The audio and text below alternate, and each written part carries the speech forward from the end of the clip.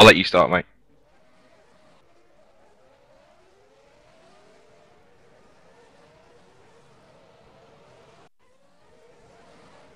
Hello everybody and welcome to round 2 of the Formula Sim Racing World Series. Today we're here in Sepang, Malaysia for what should be a fantastic race. I'm Liam Jenkins here to call all the action, and you'll join us for qualifying 1. And with me in the commentary booth today is Scott Woodwist. And Scott, what's your opinion on this track? Yes, thanks, Liam. Hi, everyone. And my personal opinion of this track is Sepang. It's kind of a track of two halves, really. For me, it's kind of the first section. It's a very kind of stop and start section, mainly with some long straights and some very tight braking areas. And then really sector 2 brings itself into its own, where you've got a very fast and flowing sector. Really from the exit of turn 4 all the way through to turn 9, it's a very high speed section of the track. And it's a typical Herman Tilke design with lots of long straights, as I said, flowing corners, big braking areas. So hopefully we should see a lot of overtaking in tonight's race.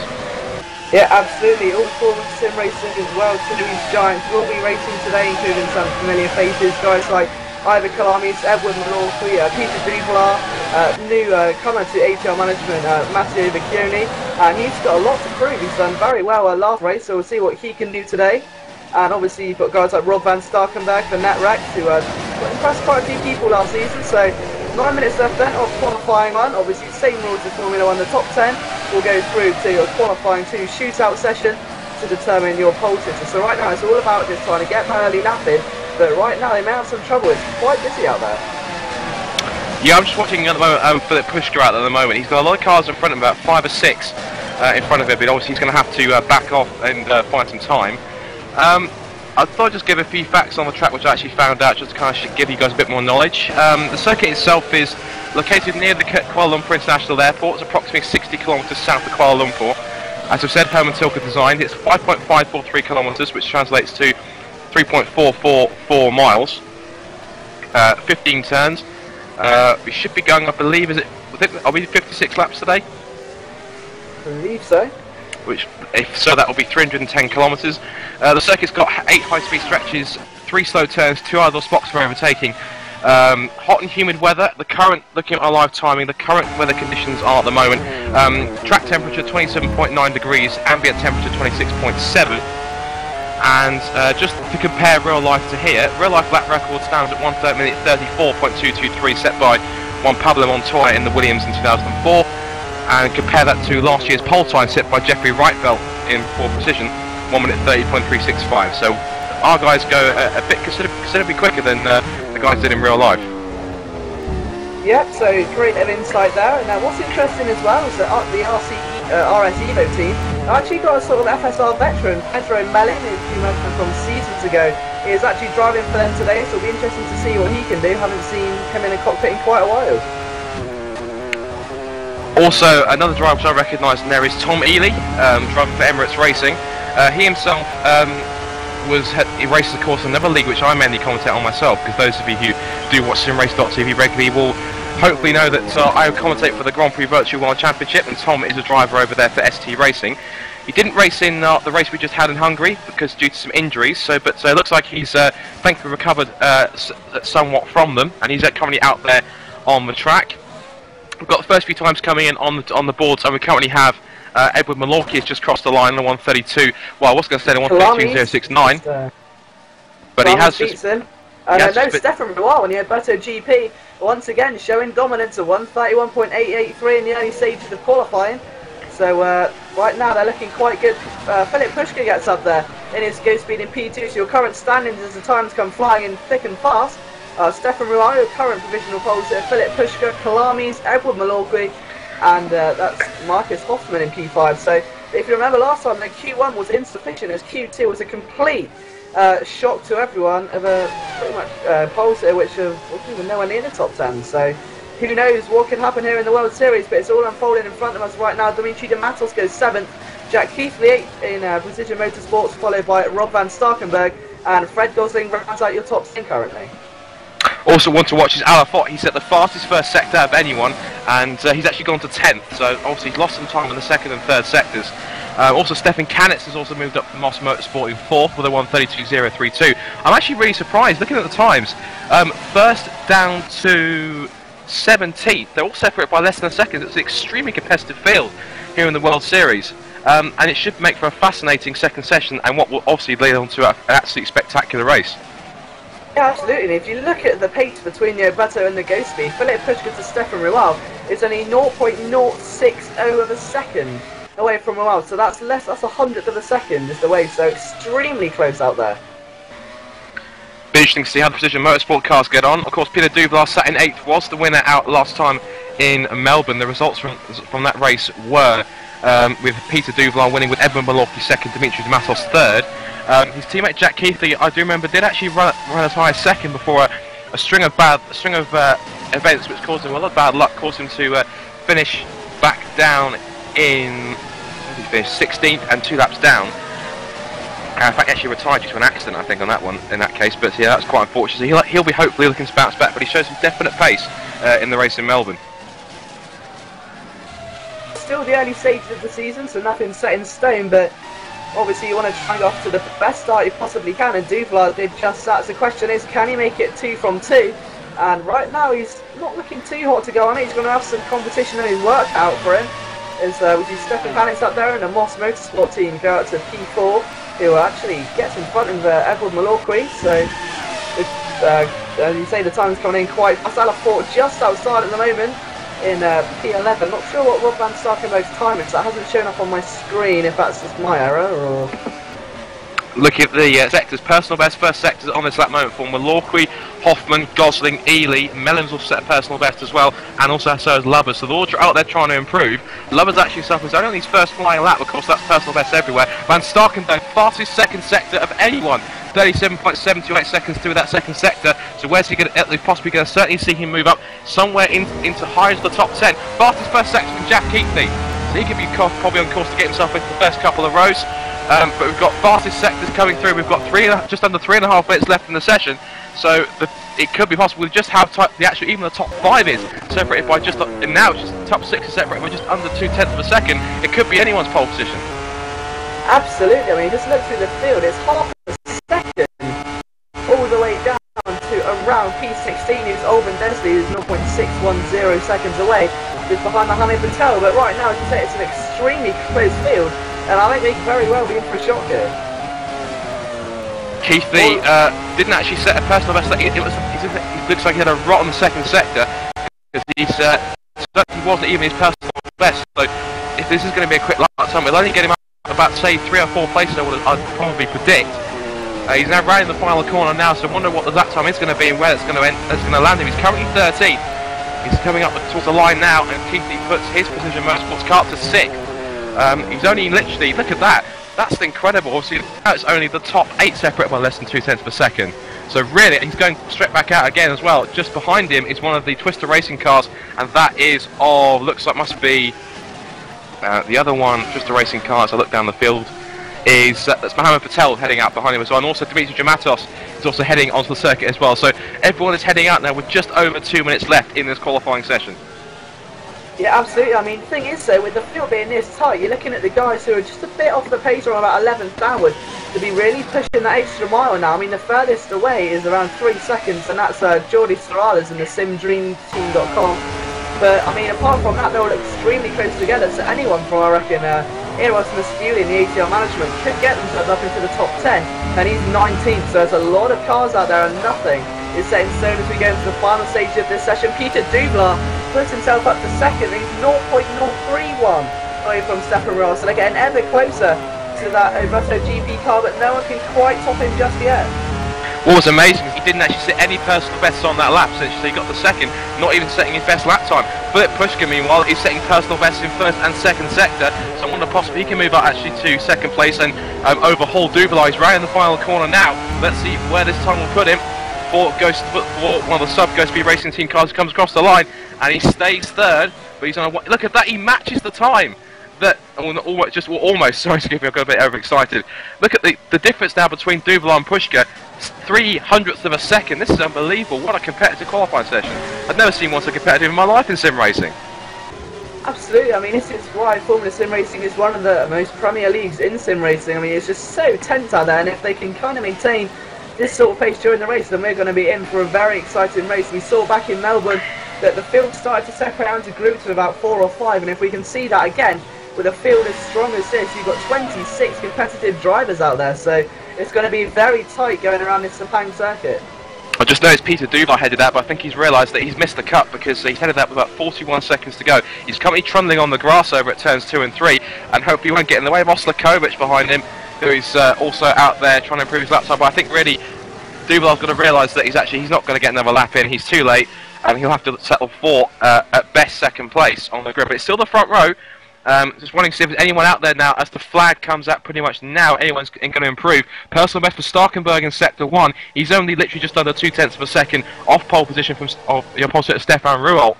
So the final few cars out there. Personal best for Ranieri in Sector 2 as well. Personal best for Sector for Tom Ely. Ely goes to that's 7th place. P7. So good stuff from the Brit there. And I think really everyone that's out there is probably going to try and do a lap and try and finish. Stefan Kanitz is out there in 6th place. Can he possibly finish his lap and see where he can put him? He's set personal best in second 2. No, that's Rob van Starkenberg going 4th, sorry. I beg your pardon, what a blistering lap there by the NetRex driver. That's a crazy lap. A 1:32.002, 0.119 seconds away from Stefan Ruol. So this field is getting crazily close out there now. And Kanitz didn't actually look, he's been overhauled. Someone's actually just jumped up. I think it's Jack Keithley. Keithley's gone to 4th. So it's going to be Precision Motorsport cars on the 1st and 2nd rows. They're going to line up directly behind each other in 2nd and 4th. But there's no one really out there setting any faster times. We've got Alafot out there set a personal best in Sector 1. 4th.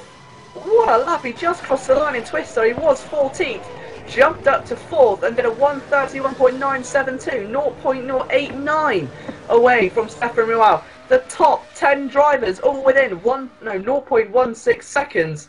This is the most competitive qualifying field I've ever seen. Tom Ely is your man on the bubble. He finishes in 10th position for Emirates Racing, 0.166 seconds away from your pole sitter. This is going to be a very entertaining Q2 to say the least.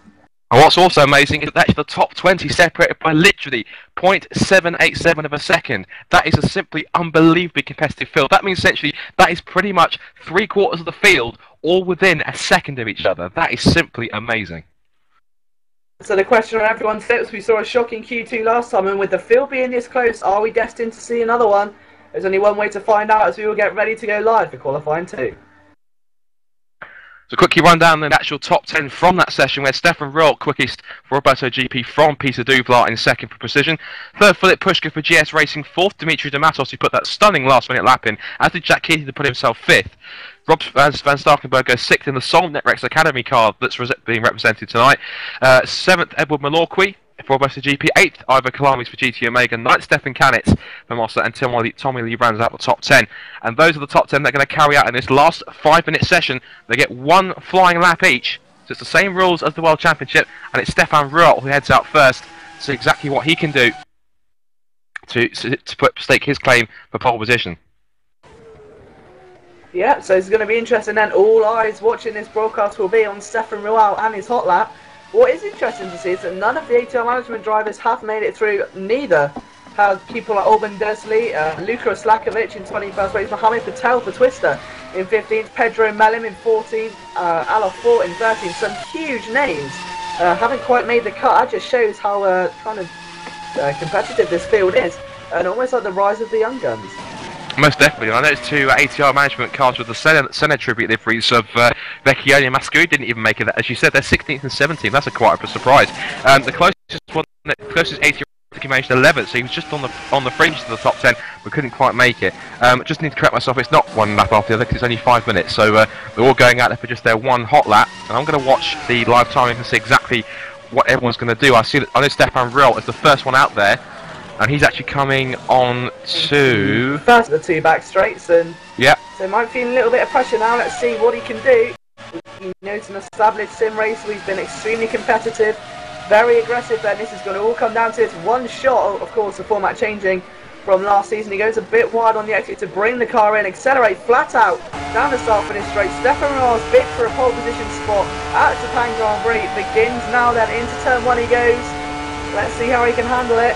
Touches the apex nicely, swings the car inwards, and he's doing extremely well right now as he just flicks it left. It's so easy to just lose the back end through there, but Ruol's done a great job so far. Both Roberto cars doing well. Malorki down in 7th, so we'll see how that comes out at the end of qualifying. But Stefan Rual then, as he's looking quite good at the moment, very calm. There's no sort of throwing the car around that we used to. He's just very calm, very concise, but getting the job done on the smooth racing line. It's all a bit of a lift through there, but it shouldn't. Not too much of his time. It's a very clean line as well. It's almost smooth as silk as Rual tries to glide his way around the Sepang circuit. It's a very demanding circuit. That's to be said. There's not really much. So in towards the final section then. Hopefully you can't mess up. We saw in Melbourne in the World Championship a few mistakes on the actual hot laps. Hopefully we don't see that today then. Rual onto the first back straight. Most of the hard work is done now. One more corner left. Is this going to be the corner which gives him or takes away his pole position? Let's find out. He brings the car in flat out, 184 miles an hour. Heavy braking very late, touches the outside to swing it inwards. A bit of a wider line compared to some drivers, but onto the home straight nonetheless. Let's see what sort of time this is. And Rual crosses the line, and it's a 132.2. The second place Peter Duvlar is on a lap then. Let's see what his sector times are like. Just want to quickly cut in seconds that Kalami set the fastest first sector of anyone. Malorki set the fastest second sector of anyone as well. And looking at the fast few cut first now, so they're going to come through here. And Malorki goes quickest. So it's currently, obviously, with the rest of the times coming through, well, it wasn't all about her front row. Kalami slots in there to split them. And that's extremely good. Look at that. Gap to Kalami's and Rual. 1/100th of a second. How close is that? Top three separate, well, less than a tenth. That's unbelievable. Absolutely, I mean, so it's an Obuto sandwich Kalami's has found himself in at the moment. Kushner goes fourth. Yeah, no, so here comes Peter Duvlar then onto the back straight, the first of the position cars across the line as Canitz is in fourth. Duvlar takes it slightly towards the left and he starts his flying lap now then. So he was on the last drive to actually leave the pits. He didn't leave the pits, looks like, until everyone else had done it. So he's doing like a Sebastian Vettel type run, leaving it to the last minute to see what he can do. Let's see what the Dutchman can try and stake his claim for pole position. Remember, he took it in Melbourne. Can he make it 2 from 2 this time? Dimitri de Matos looks to as he crosses the line, and that's only not sixth, enough only to put him fifth. Darkenberg goes 7th. And we've still got Keithley out, 2 precision cars to finish their laps. And Tommy now round the final corner for Emirates Racing. Here he comes onto the pit straight. Wes is going to place him in the top 10. He heads towards the line then. And he's going to come across the line, and this lap time will put him up into 6th. So he's up ahead of Pushka and Van Starkenberg. So now it's all resting on the 2 Precision Motorsport cars. And the first one we'll see come across the line is going to be Jack Keithley. Flat through turn 12. Then it's double apex to turns 13 and 14. And an early apex to bring it on the get on the power as quick as you can. Get it to the right hand side of the track then for Jack Keithley. Now, where are these 2 Precision cars going to be? We know exactly how deadly these cars are, this team is in the World Championship, but where are Keithley and Duvlar going to put them? We'll find out in just a couple of seconds as the Englishman rounds the final corner. And so the first Precision Motorsport car staking a claim for pole position, but it will go on the grid. It ends up in 4th. And only what can his teammate do then? Peter Duvlar, he's shortly to follow. Can he try and beat his teammate? Obviously, very dominant last week, well, 2 weeks ago in Melbourne. Is he going to repeat that today? Peter Duvlar then comes across the start-finish straight. His pole position puts him 5th, just behind his teammate. So Edward Malorki, a very established name here, won many races, and of course, champion last year in the World Trophy, has got himself a pole position there. So well done to him. He's followed by either Kalami, Stefan Rual, Jack Keithley, Peter Duvlar, Stefan Canitz, Dimitri de Matos 7th, Tom Ely 8th, Philip Pushka in 9th, and Rob Van Starkenberg in 10th. Also, remember, look at that. The top 10 separate with just over half a second. So that's, again, thought that the actual top 20 was quite competitive in the first session, but top 10, even just as close in this one. So it'll be interesting to see, obviously, as we move into the warm-up session, as they drivers get used to running the cars with race fuel and just playing out their strategies. But surely, with Malorki definitely be happy with that one. And essentially it's going to be Obuto from GT Omega and then Obuto with the 2 Precision Motorsport cars. So the first 6 or so, even also including Dimitri de Matos, that's going to be quite intriguing down to turn 1, how they all found themselves out after the first couple of laps. Yeah, and with a 26 car field, as we've said, it's not going to be the most spacious entrance to turn 1 you'll see in sim racing, but probably one of the most entertaining. So last place on the grid is Jordi Sorales from the simdream.com team. He's just behind Ross Buccino for Matt Corp, then Matthias Meyer for Silverline, Danny Lubis for Fast and Speed, Zibanati for the Matt Cork team, and Luka Islakovic for Emirates Racing. Then Anthony Jans, Olben Desley, quite a big name there in GT Omega, down in P19. Then we've got Fred Gosling, of course, for Precision Motorsports, the Precision Motorsports B team, if you like, in 18th.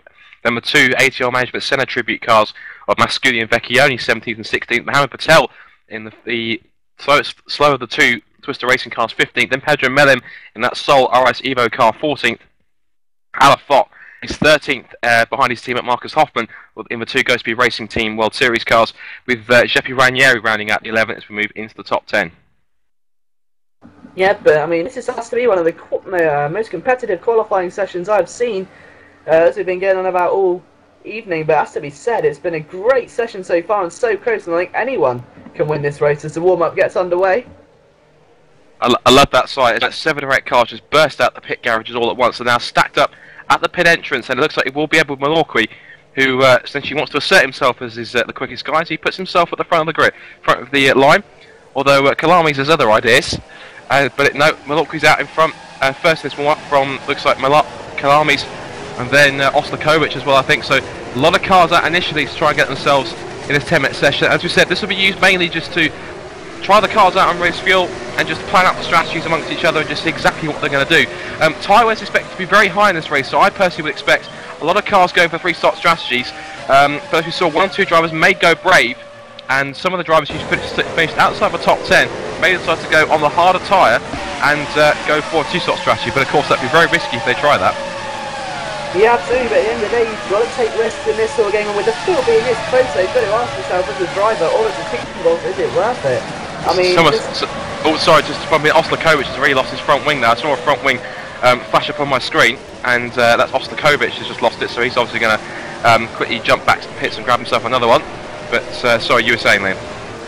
I mean, yeah, I mean, just with the field, this close strategy can be absolutely key. If you can gain a couple tenths in the just the opening stints and in the pit lane, and it's surely going to give you a nice healthy boost for the rest of the race if you can leapfrog someone. But people just using this warm session now then to just test the cars around them, and more importantly test themselves around the track. Any last minute adjustments to the car will be made now. So Stefan Riot, that was my exclamation there, because Stefan Riot spun in the middle of that pack there to get going. He's suffered no damage and he's continuing on as normal. But obviously Malorqui, the first one to lead these cars around. Just behind him, just looking through, that's Kalamis. Then one of the Go Speed Racing cars. Then look to possibly Mohamed Patel. Dimitri Dematos in there as well. So obviously, in terms of the track temperature, how it stands at the moment, both track temperature is 27.7 degrees, ambient temperature 26.7. So it's not really humid as we'd expect in Malaysia. Usually we'd expect it to be hot but very humid and very kind of warm as well. But not like anywhere like Bahrain at all. So it seems to be the weather. But you've got guys like Philip Push and Anthony Jans dueling away with cars like Tommy Lee just behind them, which is quite interesting because, I mean, you know, this is just a warm-up and you've got groups of 4 or 5 drivers, you've got 6 and 7 in the back just lingering around, and with the speedy nature of this track, you tell it's a classic design, we're sure for some interesting manoeuvres and I'm sure some risky ones as well. Look here, see, we've got wide, and I'm sure Pushka's going to go through there.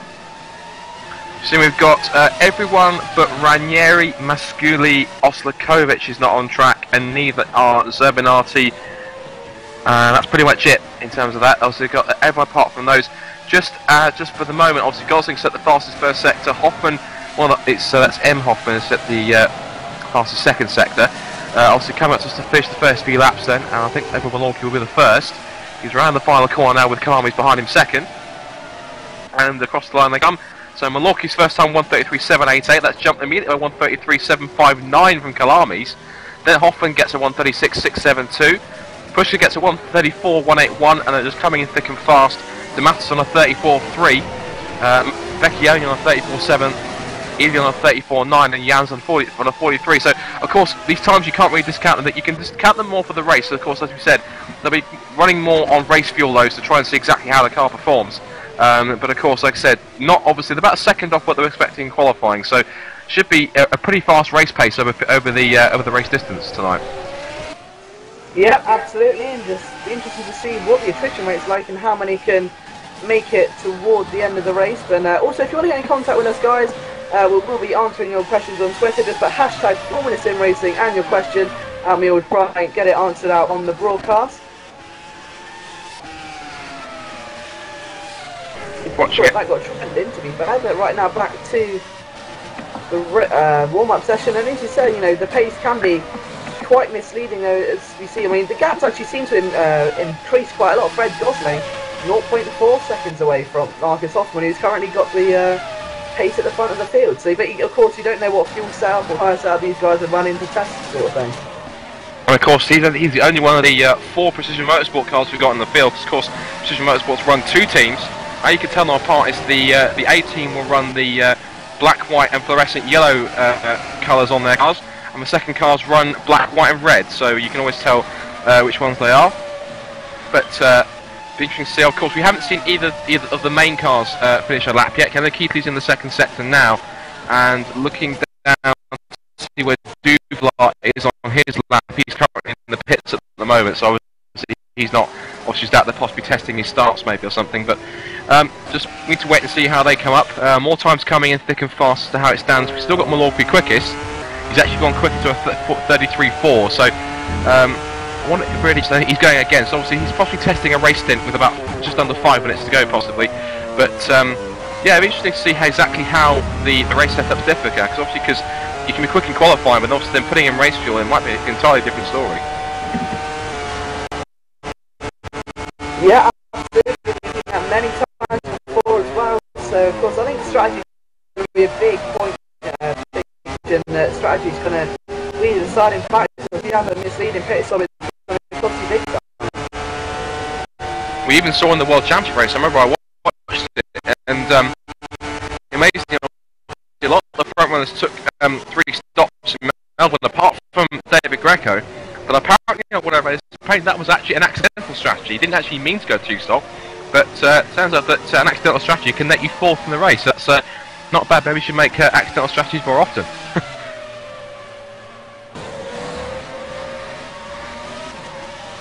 And last race, Jordi Sorales will not be competing in this race. He'll be in the Grid 2 race if there are over 10 drivers. But that remains to be seen yet, though we've still got a 26-car field, I believe, if we have... yeah, Brian Stark's with us, and he's done 2 laps, so I think he will be taking the place of Jordi Sorales. Of course, he'll have to start from the back of the course, not actually setting at the time. So I wonder how much a fight back he can put through the field.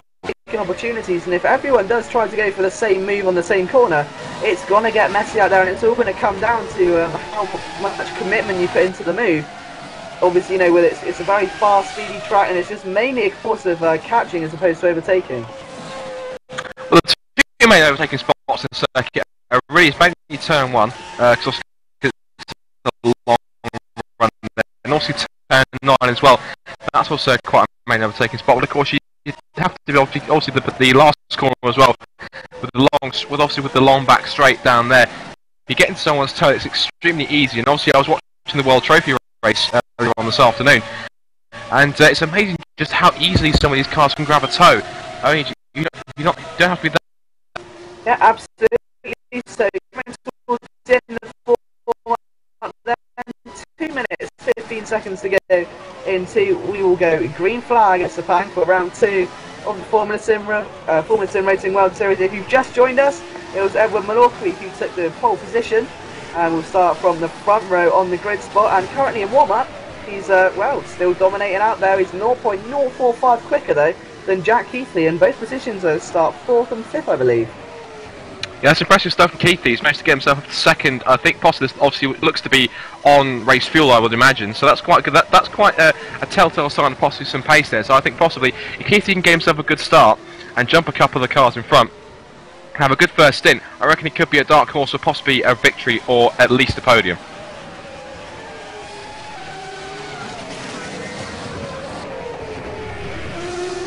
Yeah, absolutely. I think as well with the closeness of the field as we keep coming back, so I think anyone could be in with contention for a chance at a podium. It's anyone's race to win, but Milwaukee's race to lose, but he's not really one to make many mistakes. He's a man who's very few words as well until he wins something or gets angry, but hopefully we will see him keep his composure at the front of the field, or maybe you're going to see some unlikely moves into turn one. You don't know until the heat of the moment situation. If you see a move, you know, something might just come over and you might just want to go for it, and that could either make your race or break it.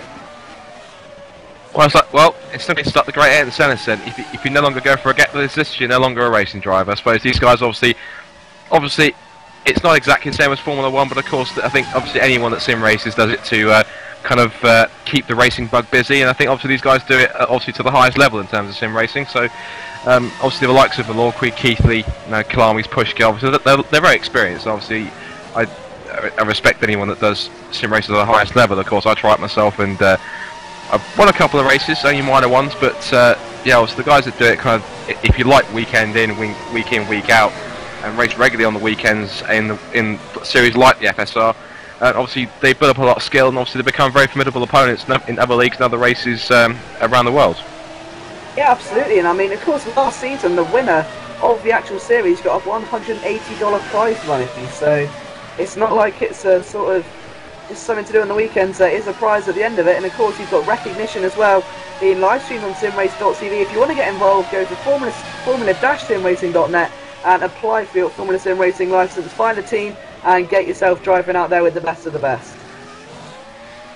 Warm-up is finished then. We've ended the warm-up and we'll quickly go through. We've got the last few cars out there doing laps, so we'll quickly run the top 10 as it stands. So Milwaukee continuing his pace from qualifying with a 1:33.480. Jack Keithley's finished the session second, just ahead of Ivar Kalami's in the GT Omega car. Philip Pushka was fourth, ahead of Marcus Hoffman. Good stuff from him after a lackluster qualifying session from him, outside of the top 10, I believe. Stefan Canet sixth, Ely seventh, Vecchioni eighth, Rolt ninth, and Van Starkenberg running out the top 10. I wonder how Van Starkenberg will run, obviously, in that Sol Netrex car. Of course, Netrex are one of the newer teams to kind of make a comeback. I know in 2010 they weren't around, but they came back last year. And obviously now expanded their operations to now run the academy team. So be interesting to see how the Sol car gets on, and also as well the Sol RS Evo cars. We said of Pedro Mellem, he was present in Melbourne. I believe, looking at the results, he finished in. Barely whilst I have a look. Pedro Mellem, I don't think actually did he finish. I'm not sure if he even raced. Sorry, ignore me then because I can't actually see him on the screen. But there you go. But yeah. Just announced we've got 30 seconds left to go in the race, and in a second we'll take you down through the full grid in a second, of course. But this is it then. The nerves are increasing, the tension's rising, and everyone in the grandstands is expecting what should be a thrilling World Series race here in Malaysia. Yeah, absolutely. It's been a good 2 weeks practice on this circuit for all the teams and drivers, hard at work, putting in countless hours of practice. You don't really understand how much effort these guys put into it. But Milwaukee needs to field away then, was running the tyre with the red stripe on it, as you see him weaving gently. It's quite long back straight, so you'll see all the field enter turn one in such a nice camera shot as well. So it's we'll just quickly run through the field then. Your top 5 drivers then for the Sepang Grand Prix. Edward Milwaukee is on pole position, followed by the GT Omega of Ivar Kalami's Stefan Ruan in third place, Jack Keithley in fourth, followed by his teammate Peter Duvar in fifth. Then going through the rest top 10, Stefan Canet from Mossa Motorsport in 6th, with Dimitri Dematos in the first, Twister Racing Cars in 7th. Tommy Ely with a great stuff in qualifying to put himself 8th. Ahead of Philip Pushka in 9th, with Rob Van Starkenberg, as we said, in that Sol Netrex Academy car in 10th position. Yeah, and then going a bit further down the field, I think Giuseppe Ranieri was the man just outside the bubble for AT Racing. He was followed by both Go Steve Racings of Marcus Hoffman and Anna Port. Pedro Mellem making his return in the RS Evo team, 14th place, and then Twister Racing driver Mohamed Patel all the way down to 15th. For 16th to 20th is the 2 ATR Management IYF World Series cars of Matteo Vecchioni 16th and Eros Masculi 17th. Fred Gosling in the second, let's have a look, yes, that's actually the first of the Precision Motorsports B team cars in 18th. Then it's Alvin Desley 19th and Anthony Jans holding 20th. With the rest of the qualifying slots to make up this 26 car grid, Luka Slakovic in Emirates Racing in 21st, followed by Zubin grid, and possibly the best place to avoid the carnage, Brian Stark. Quick remind you, the temperature at the moment, track temperature 27.7, degrees, ambient temperature 26.7 you see in our live timing. So not as we said earlier on, not as hot as expected, but you see Edward Malorky there leading the cars round onto the grid. 56 laps of this magnificent Sepang International Circuit. So the questions are obviously how good a start will Malorky get? Can Kalami's jump into turn 1? How can Rural help, if at all, Malorky's turn 1? What will the Precision Motorsport cars of Keithley and Duval do as well? And also watch out for the likes of Planets, De Matos as well, and also the two. Basically, anyone down from the kind of first half of the field has a great chance of getting some points today and a decent result. The last few cars coming onto the grid, and we're almost all set to go racing here in Malaysia. The lad is going to be beating around the body faster than ever for Edward Malorky as he looks onto the grid lights and waiting for them to illuminate. Eyes set on the prize. It has to be 26 drivers, one winner of the Sepang Grand Prix. Who's going to be the man to lift the trophy at the end of the race? We're just going to find out as 55 laps of Sepang will go underway in just a matter of seconds. Wait for the 5 lights then to appear on the gantry, and this will be an absolutely fantastic stage. You see on there, Malorky on the right, Kalami's on the left, with Ralt and Keithley behind. Wait for the lights. They're holding a long time here, waiting for the lights. We saw this actually in the actual World Trophy race. Long time for the lights to be held. And eventually we should get them away in a few massive moments. Obviously, of course, the engines will be getting quite hot as well on the grid as well, having sat there. And the drivers will start to lose concentration as well, maybe, and that's the last thing you want to do, especially sat in a 26-car grid with cars surrounding you from left, right, and centre. But I think none of these guys will be more focused than the two guys sat on the front, as you say, Kalami's. And here we go. Here we go then, this is it. 2 weeks testing has led up to this. We've got 1, 2, 3, 4, 5, and we're racing in Sepang. It looks like Kalami's goes straight on the attack then towards Edward Malorky, who's got the inside line. He's got a great start. Tucks in there as Kalami's. Malorky goes to the inside. I think he's got that one very look at that! Kalami goes trying to get around the outside. Malorky trying to defend it. Kalami's goes back at it, and that's a static move there. Kalami's takes the lead of Sepang Grand Prix. Both Precision Motorsports follow them, and I think it's a contact-free turn 1 and 2 somehow. But and look at Keithley, look at on the inside of Malorky's turn 4, excuse me, but he has to bob back and slot in to third place, obviously ahead of his team at Duval. But what a great start by both the Precision cars to get ahead of Ruol. And also up there, Stefan Kalitz is up there, he's got past as well. So Kalitz is to Ruol's down to 6th, he leads up to 7th and 8th, and pushes at a poor start as well. But sweeping the first half of a lap, and Malorky still leads, Kalami still leads from Malorky 2nd. I mean, obviously, I wonder what Keithley and Duval can do to try and close in. But obviously, Kalitz also getting back as well. And Ruol, we're determined as ever to get that place back, get himself back up into a position where he can help his teammate. Well, we've lost our first race of the day. Nikola Slakovic involved in an accident and unfortunately is out of the race. But back front is Kalami. Oh, sorry, I had to interrupt. Sorry, Masculi's without a front wing. He's obviously had some contact somewhere. It could have been contact with Slakovic. We'll probably see a replay. But Masculi turned around at the back with no front wing, and he is pretty much that's his race is a disaster already. Unfortunately, that's very unfortunate for the Italian after what was a less than average qualifying session, and he's going to have it all to do now for the remainder of this race. Yeah, so as a field come across the line then, and look at this, Edward Malorky with a great run. Kalami's round the outside, he goes into turn 1. Can he make it stick?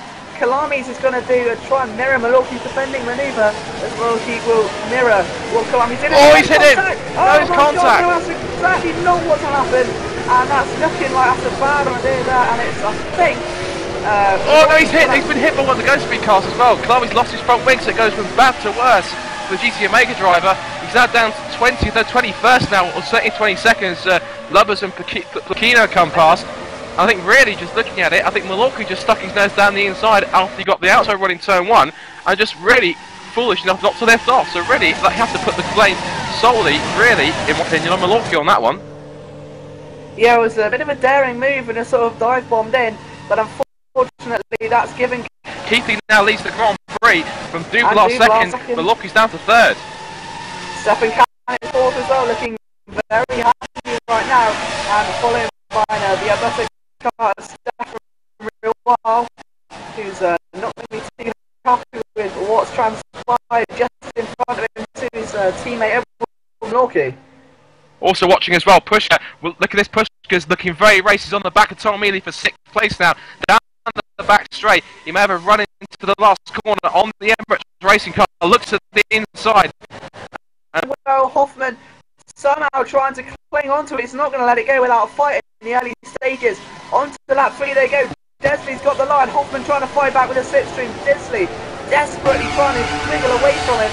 Hoffman's got the outside line again. He's got to break extremely late. And hopefully we don't see a mirror of what just happened. But Hoffman's back off. There's battles going on everywhere. Patel side by side with Mellin for 12th place. He's taken it. He's gone past the RS Evo car. And also as well, we've got side by side. P11 looking at the inside of, I believe that's Giuseppe Ranieri. Yep, and he's done well. Rob Van Starkenberg looking at Dimitri de Matos. That'll be a very risky move to put one through there. Made a good decision not to, I think. See what Van Starkenberg can do. He's literally weaving all over the back of that Twister car. De Matos is helpless. He's really having to put some up stringent defending here, and also he's got to watch out because he'll be under attack soon from Giuseppe Ranieri as well. Oh, and Van Starkenberg went right over the curve, and that's what that also Alafot to close up on Ranieri. So the Estonian will definitely be looking to get to take 10th place, and that last points paying position from the Italian. It's certainly in the next few moments. Yeah, and look at this then, Brian Darky for starting last after P19 already due to all the incidents gone on in the opening lap. Pedro Mellin under pressure from Patel. Once again, let's see what Mohammed can do to back up further through the field. Here comes Rob Van Starkenberg then. For P8, it's a drag race into the final corner. De Matos may just win it. Van Starkenberg's still going to go for it. I think things better of it. Instead of taking out, De Matos goes wide. Starkenberg has a nice run into the back slipstream of Dimitri De Matos. He's got all the time in the world. Yeah, what he needs. What will he go? Dimitri De Matos goes outside. Starkenberg slings shot to the inside. And I think that hello position 8 there. He doesn't now break himself. As we said, Van Starkenberg, De Matos, Fott, and Ranieri. Fott's actually got past Ranieri as well. And up behind, we've got Pedro Mellin having to defend again from the second Twister racing car. And also, this is allowing Vecchioni and Desley. And I've seen this many times at GPWC. Just compare this, and I've said it many times on my commentary.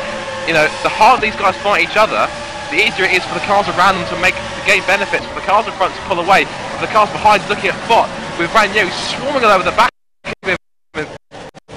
Ranieri took a very tight line into that corner, and now he's got the ideal situation to turn 9. Would he try and move into turn 9? Answer is no, he doesn't. Right up the back of De Matos, so it's all action here. So crazy opening stint then, we've just barely begun this quest to find a winner for the Sepang Grand Prix, but right now, this is on no, Edward Milwaukee is down in P3, and the current leader is Jack Keithley from Peter Duval, then Milwaukee, Canet's 4th, Rual 5th, Pushka 6th, and then further back you've got a huge train of cars as Alafort looks for 10th on De Matos, who may slip down the order once again. I think he's got it. Well, that's secure, but he's going to fight back surely, as he's looks to dip under the inside. Oh, he's gone wide. He's done it. He's almost lost it. That was extremely close. Alafort, massive oversteer off the last corner. Now he's under attack from Ranieri. Down the pit straight then. Down the pit straight. Ranieri's on the outside. Will he hold the outside line to get the inside line for turn 2? De Matos. Mellin then for about the 4th time, I think. Mellin. I think Ranieri's got it. He has. Ranieri's up to 10th again. Got it. So battles going on all over the place. And Patel finally gets past Pedro Mellin. I think he might be breathing, but not for long. Pedro Mellin right back. This is a great battle to watch. Offering by Pedro. Oh no! Ranieri's on. Ranieri's on. It must have been caught. I saw them extremely side by side out of turn 4. And Ranieri now down with it all to do again. He's down 20th, 21st. He's just rejoined, just ahead of Meyer in the Silverline car. So that's a disaster. So another disaster for the ATR team. First of all, Masciuli losing his front wing, and now Ranieri slipping down the order that far. Really needs some luck at the moment. Yeah, absolutely, let's just look through the order from the back. Eros Masciuli, of course, 24th, Kalami's 23rd, trying to fight his way back, and Ranieri then down to 21st. So as we said, it's all kicking off here, and it's a very unpredictable field. You can just put them all into a bag, shake it, and watch for 6th place, watch for 5th, just watching here, we've got Canet's now, no, Ruot, sorry, he's got Philip Pushka all over the back of him out of the last corner. This would be a great chance for a tow and a slipstream out to the front So here we go, this is 5th place then. This is Obuto on, I forget which team he's driving for, it's Moss Motorsport, excuse me for that. But also again looking in the background, Pushka, also they're closing on Stefan Kanitz as well, so this is the 3-car trade for 4. And that can only intensify as well. And also Tom Ely has just got Rob Van Starkenberg just behind him. And meanwhile, De Matos and now Fott, who's obviously benefited when there was contact between Gosling and Matt Hoffman, Marcus Hoffman, I beg your pardon, as they go through. Gosling putting the pressure on after Hoffman overtook in the go speed. Let's see what Gosling can do. Desi fancies to go as well. He's trying to go around the outside, get the cut back maybe as Hoffman goes wide, but no, good defending there by Hoffman and a bit of a wiggle there by Fred Gosling, but Hoffman's got the position for now. Also looking as well, Pushka now on the back up at front in 5th. Pushka now on the back of Roll. Again, he's very, very close. Looking to turn 9. Bit of a lock up as well in front from Stefan Kanitz. Looks possibly feeling the pressure of these two. But obviously also up at the front, it's still a precision demonstration at the moment with Keith still leading from Dublar and Malorki just hanging on to their coattails in 3rd place despite starting from pole position. It's not been the ideal start for his race, but of course he's sort of got a long way to go in this Grand Prix. Now, actually, Rort's having hit Kanitz there, but to bob back in. And now this could be an interesting situation here, because now Kanitz will have essentially now Pushka will have a double toe from Ruralt and Kanitz down the front straight, but they're pretty even actually. There's the wings, but Ruralt has a look down the inside to turn 1. And he almost just about shaves his front wing on Kanitz's rear tyre and keeps it behind. Sure, this will set him up nicely for a run up towards turn 4. He's looking very racy now as the Obuto car right behind the Moss Motorsport car. Kanitz going very defensive, goes to the outside. He's dummied him. Rob down the outside, down the inside, excuse me. And that is all their side by side, also bumping wheels. But Kanitz holds position, and now Rob's going to defend from Pushkin now for 5th place. Further down the field, just overtaking Fred Gosling for P14, and Dempsey down the field now away from Marcus Hoffman in our 2nd position. It's not looking very good as you see Zibinati coming up towards the back of him. He's screaming up in that Macro car. Pushkin will not leave the back of Ruralt's car alone. He's still up there chasing him in 5th and 6th. Neither will Ruralt and Starkenberg from Tom Ely. Again, so his battle's all over the track now. And Starkenberg just trying to fight his way through. He's done a great job so far. Hopefully he can keep that up as Tom Ely, as you said, recovering from injury. May not be at his strongest at the moment, but Van Starkenberg not going to take that into account. But he's got a great step between them. Down the back straight, as Ruralt onto Philip Pushka. No, Pushka onto Ruralt, sorry, and it's not going to be a move there. Tom Ely, however, is under pressure on it. Great move. Oh, he's on the switchback though. That's a great switchback there from almost. Ely dips back into Starkenberg and dips out once again.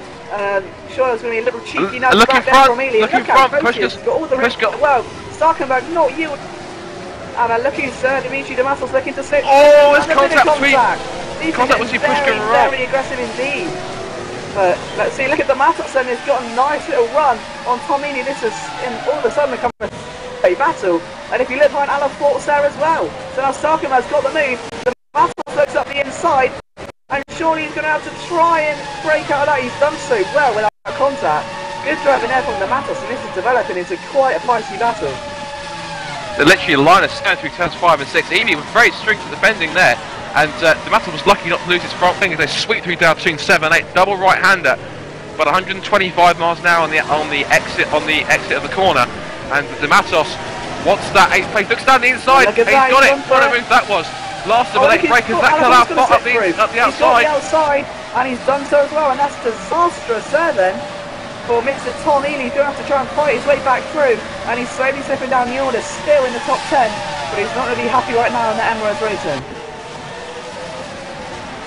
Yeah, but the front at the moment, looking at to see who set the fastest lap of the race so far, that currently goes to, in terms of laps, possibly that is actually Jack Keithley, 1 minute 33.809, though Malorki has just set a personal best second sector. So I wonder maybe if Malorki's now trying to get a move on and close the gap to the 2 Precision Motorsport cars in front of him. In fact, it's a new fast stuff for Keithley there, 133.571 across the start finish line, so he's certainly trying to put the hammer down. And Malorki's time improves to 133.730. That's a personal best for him. So definitely key. He feels as though he's got a great chance here of winning the Grand Prix. On the field as they approach the first round of pit stops, and he dives in fast, and he can try some lead it late. I'm sure one of the guys who will try and relay is obviously either Kalamis, who unfortunately took a knock from Milwaukee. Seems as though Cannott's actually managed to make a break from 5th and 6th, so he's actually managing to extend a bit of a gap back to those two who are still duelling, and Revolt just about having enough to keep Pushka at bay. But of course Pushka on the straights, when he manages to get some speed into the fast corners, manages to close that gap, and of course then Revolt has to look at his mirrors once again as they go through turn 9, and I wonder how much grip Pushka's able to get off those slow corners, because that could be key, obviously with the stop and start nature of some points of this track. And let's get through the retirements then. Luka Isakovic was the first, Anthony Yams is out as well in AT Racing, and now also Tom Ely is out as well, so not sure what happened there. Try and find a replay. I wonder if maybe, let's look at that, look at Pedro Melim under attack from Hoffman there in the Go Speed racing car as they came onto the back straight, and he may actually have a really good toe. I'm going to personally jump on board with him. And he's now got might have a look into the, he darts out, has a look up the inside, will he make it stick? Oh, there's a bit of wheel banging as well through the last corner, but Melim holds firm. The Brazilian driver, I think, no, sorry, it's Portuguese, sorry. Up inside there of Stefan Rual. Sorry to interrupt you there, Rual. Defenders once again, Pushka doing an exceptional job out to P5 now. Let's see if Rual can try and push one back though. He's not going to give up very easily. He's got a prime again, overtaking opportunity. He dives up the inside and darts one. And I think there's going to be a little bit of a contact there, but hopefully nothing major, and Pushka's got a nice advantage from that. And he had to come back out that little bit after that move, because he's now lost a couple of car lengths. I think now he's got to be careful, because now the ever charging Van Starkenberg is going to really see if he can close it and possibly get himself to 6th. Great job from him, of course, in the sole Netrex Academy car, and won the Netrex Academy car in the series at the moment. And also, but he's got to watch out behind, because he'll have the likes of Dimitri Dematos and Ala Fock closing in, with Mohamed Patel, the second Twister racing car, rallying up the top 10. And he could be under attack soon from Vecchioni in the ATR management car. Yeah, absolutely, and there's a bit of a wiggle there. He's off from Zibanarsi in P16, and back down the field. You'd expect the guys to try and force a comeback. Kalami's he's got all the space in the world he needs to try and set some decent lap times, but at the front it's looking pretty good right now for team position. Jack Keithley leads. He's got a little gap there over Peter Duvlar. However, Duvlar is under quite a bit of pressure from Rebel Milwaukee. He's definitely close in the pass. Oh no, that was my computer, sorry. There's probably some of a lag on the server that's causing. I've seen that quite a few times, but yeah, he said Milwaukee must be set as in blistering lap times recently. I'll have a look at his lap times that he's been setting recently. Looking at his lap times, if I try and get onto my live timing. Last lap time he set 1:33.9 on lap 7, 1:33.7, 1:34.0, 1:33.8. Compare that to Duvlar's times, and he's been doing. He's been slow past a couple of times. He's been in the 1:34s. So actually, Milwaukee actually making these tyres last in this first stint a bit better than the Dutchman in front of him. And of course Duvlar will have his work cut out if his tyres are wearing a bit more than they were in Tarbray is experiencing in Melbourne. If he's experiencing obviously more wear in these hotter temperatures, obviously it could be in trouble, and his plans to possibly try and win this Grand Prix could be under threat if Milwaukee's got anything to say about it. Absolutely, Milwaukee, as you said before, very aggressive. We found that out earlier. I think Kalami's found it out first hand, but we'll see just how much he's willing to sacrifice to get himself back to where he belongs on the front row. Right now Jack Keithley, the Brit, is doing a nice job in front. He's pretty polished, that has to be said. Looking back quickly through the field, we've got two possible battles could be developing. Patel has now got Vecchioni just about closing up on him, and of course there's still that ongoing battle between Melim and Hoffman, still within close proximity of each other for 12th place. And also we've got Gosling now with Desley as well just behind him. He might actually have a good run onto the back straight here. This is for 14th place. And also just behind us, another battle could be developing between Zerbinati and Brian Stark. What a Stark drive he's had. From 26th on the grid, up to 17th through all the chaos. So credit to him, to the fastest speed driver. He's up to he's managed to make up quite a few positions so far. Absolutely, and one just as if you remember, the World Series is pretty much a proving ground for the World Championship. All the major teams will be watching their almost academy drivers trying to prove themselves for the World Championship spot maybe next season. And right now Vecchioni starting a bit further down the field, P11. on his debut season, of course, races in the SRZ series. Just looking to see what he can do now against Mohamed Patel, an FSR veteran, if you like. Also races in many other series in SRO. So back through the field, and again, I think in driver of the day so far, as we said, is Rob van Starkenberg. He's done a blistering job there in 7th. Also want to point out, just been watching for the first half of this lap, battle between Gosling and Desley. They went side by side into turn 1, and Gosling managed to hold him off there, and also they almost went side by side through turn 4 as well. Just behind them we had the battle between Sevenati and Stark.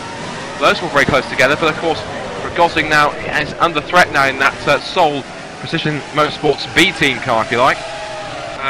He's back to Desi. Desi got a big twitch out of turn 9, and obviously now he's put good points of clutch to Zerbanati in that Matcore racing car.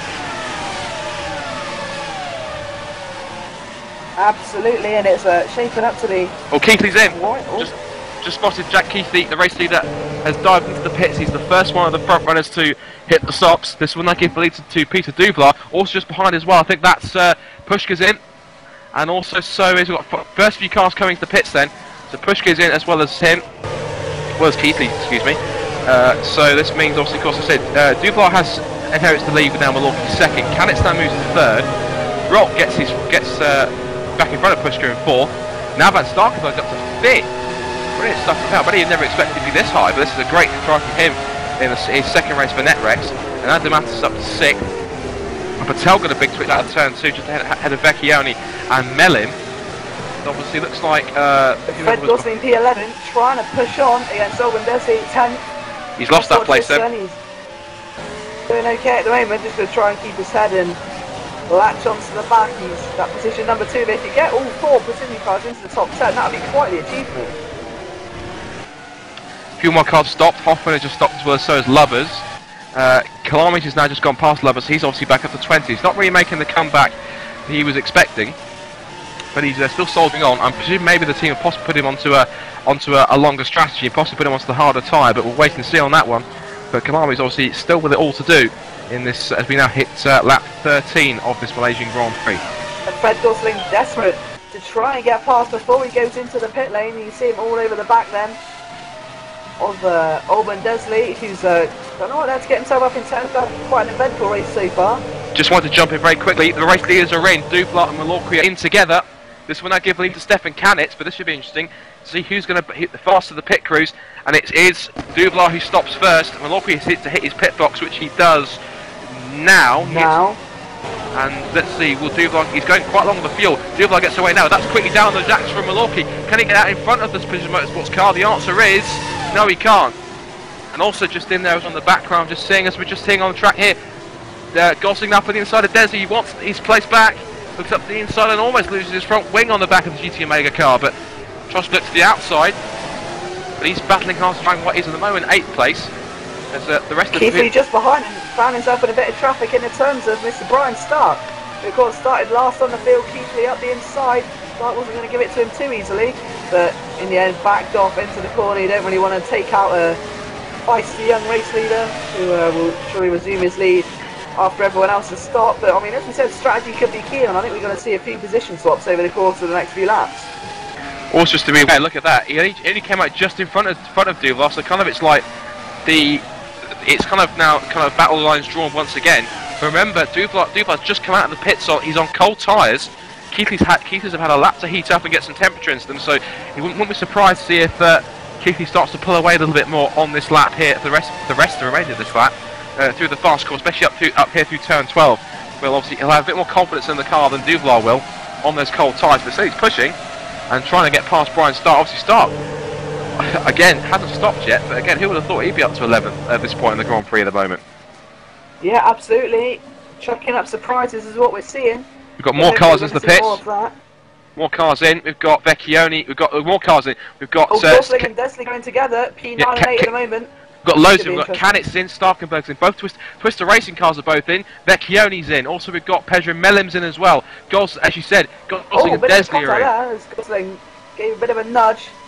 So let's watch this one. It's all the cars streaming in and out of the pit lane. It reminds me of sort of a NASCAR pit road. It's been so quite busy down there at the moment as Stark leaves, Vecchioni leaves, Melim leaves. And look at that. Patel, Puccino, Desley all leaving pit road. Let's see where Gosling can come out and if he's going to come out in front of Oh, Stark could get out in front of Gosling. He has. So he's better jumping in the pit stops there. So that's quite good. Great effort there by Byron Stark. Oh no, hold on. Desley spun up the pit. He spun on cold tyres and comes up back just in front. I saw it. So smoke up at turn 1. Desley spun it on cold tyres. Now he's under attack from Brian Stark. No, Desley's got damage. He spun again. So that could possibly be at the end of his race. Is he going to retire? He's stuck on the infield on the exit of turn 2 and through turn 3. Has he stalled the engine? I wonder. No, engine's still running. He's having a lot of trouble trying to get back as there goes Masculi there, dropping to 23rd.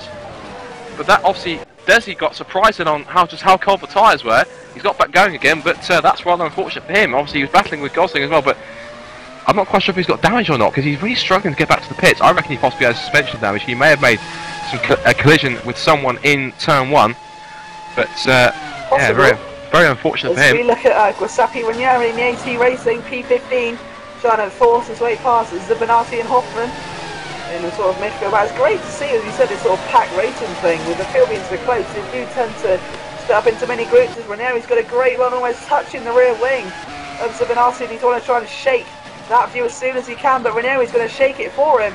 Round the outside he goes then, as Hoffman takes the outside line. How's this going to fan up if he can't get the break in time? Great defending there by Hoffman down pit lane. Ranieri then has gone into turn 1. Let's see what he can do, or is Zubinati going to pull out another defensive manoeuvre? Giuseppe Ranieri's got the momentum, and now I'm looking at this streaming car. Still and look behind! Look behind, the resurgent Kalamis. Kalamis is being really resurgent. Look at that, he's up the inside of Zubinati, he'll have the outside line for turn 2. Can he do the switchback? He's going to roll him up towards turn 4. Answer is quite possibly actually. He's getting ever closer then to the back of that McCall racing car. Now it's Zubinati getting defensive once again. Kalami looks up the inside, he's got an easy pass it looks like, but Zubinati will not give it up as easy, but he has to. Kalami's back up to 14th. So I think possibly the GT Mega team, possibly confirms they've put him onto a longer strategy on the harder tyre possibly, and Kalami's doing everything he can and giving it absolutely 100% to get back up there and even try and possibly score some points after that collision with Edward Malorky in the beginning. Absolutely, I think that would be a great reward for him and possibly drive him the day if he can get it done, but don't forget he will be on older tyres when it matters most, and that could cost him a few positions.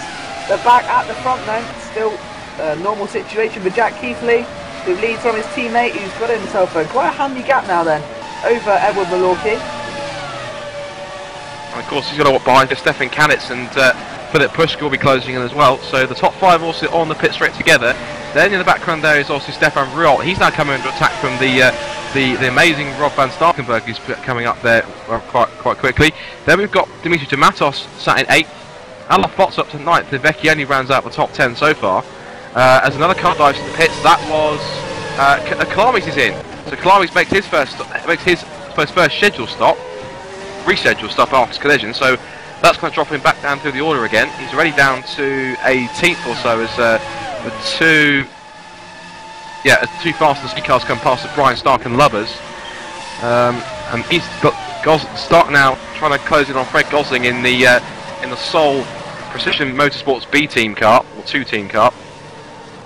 Kalami's leaving the pits now, and also we've got Masculi also, who lost his front wing on lap 1. He's in for another stop. The last few cars coming in, and we're trying to press on as best they can, of course. But what will be interesting to see is if Peter Duvard is exactly 1 second away from Jack Keithley at the moment, his teammate. If given the opportunity, would he go for the lead, or would there be some team orders there? Well, number 1 rule in racing is never take out your teammates, and of course I think that the team boss at Precision would prefer to keep it that way, and possibly if I suppose if need must, as much as probably we won't like it, and of course the drivers won't like it, they may ask them to hold station. Of course, we've still got quite a way to go in the race. We've still got just under 40 laps to go, so anything can happen. Just looking behind, watching the trio of Malorky, Kanitz, and Pushka, kind of just almost getting a little bit line of stone as well. They're kind of just closing in, and not too far from each other, so they could be quite a fact. They could be quite a race-long battle for 3rd place who could fan out. And also, Ruol, they're just pulling about a little bit of a gap from Starkenberg with the Matos giving chase on him as well. Sorry to interrupt. If this battle does increase, as you say, you've got Malorky Cabez battle. Being Keithley then sweeping through turn 7 8. I just want to quickly compare the lap times of the last couple of laps from Keithley and Duvlar Last couple of lap times, it was lap 16 at 1:34.047 and then a 1:34.202 last time round. Peter Dublar's last couple of laps were actually a little bit quicker, 1:34.105, 1:34.017, so he was a couple of tenths quicker on that occasion. So he's really giving it, so the gap across the line, across the first sector, is 0.8 of a second, so it's coming down. So I think possibly Dublar, on this new set of tyres, he's enjoying this new set of tyres, and I think possibly he could be with a shout to possibly even challenge. But of course, as we said, whether or not there's going to be any team orders that come into play will remain to be seen. But I think that Dublar definitely feels as though that he can make it 2 out of 2 this afternoon, or this evening. Yeah, absolutely. I wouldn't write it off by any means, especially with the field, as you say, being this close, and you've got some great names in the top 10. I think if you had to write down your prediction, top 10, some of these guys wouldn't be in there. Rob van Starkenberg, Vecchioni now then, up into the top 10 for ATR management, and that's a great comeback for him. He's the sole ATR car in the top 10 at the moment. Pedro Mellin just outside there in 11th. Dimitri Dematos is in 8th place.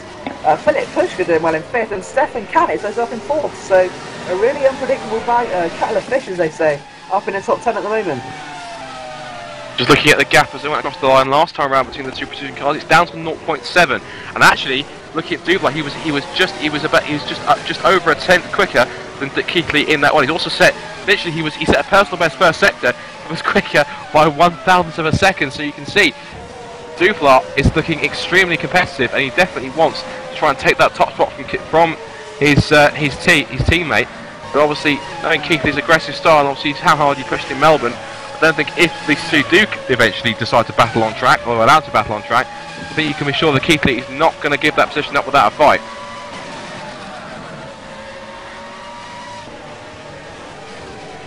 That's Milwaukee closing third place with Kanitz just behind him and Pushka. So those top three, they're still kind of relatively close to each other. Just looking at the gap between both of them, I mean, the gap between Milwaukee and Kanitz is a second, and Pushka's only 0.9 behind Kanitz. So there's literally 2 seconds covering those three. So it literally only takes one mistake from one of them, or more importantly Milwaukee, to kind of have them all close up, and then essentially it will make things a lot more hectic. Just at the front, I'm looking here, Dublar's really closed up.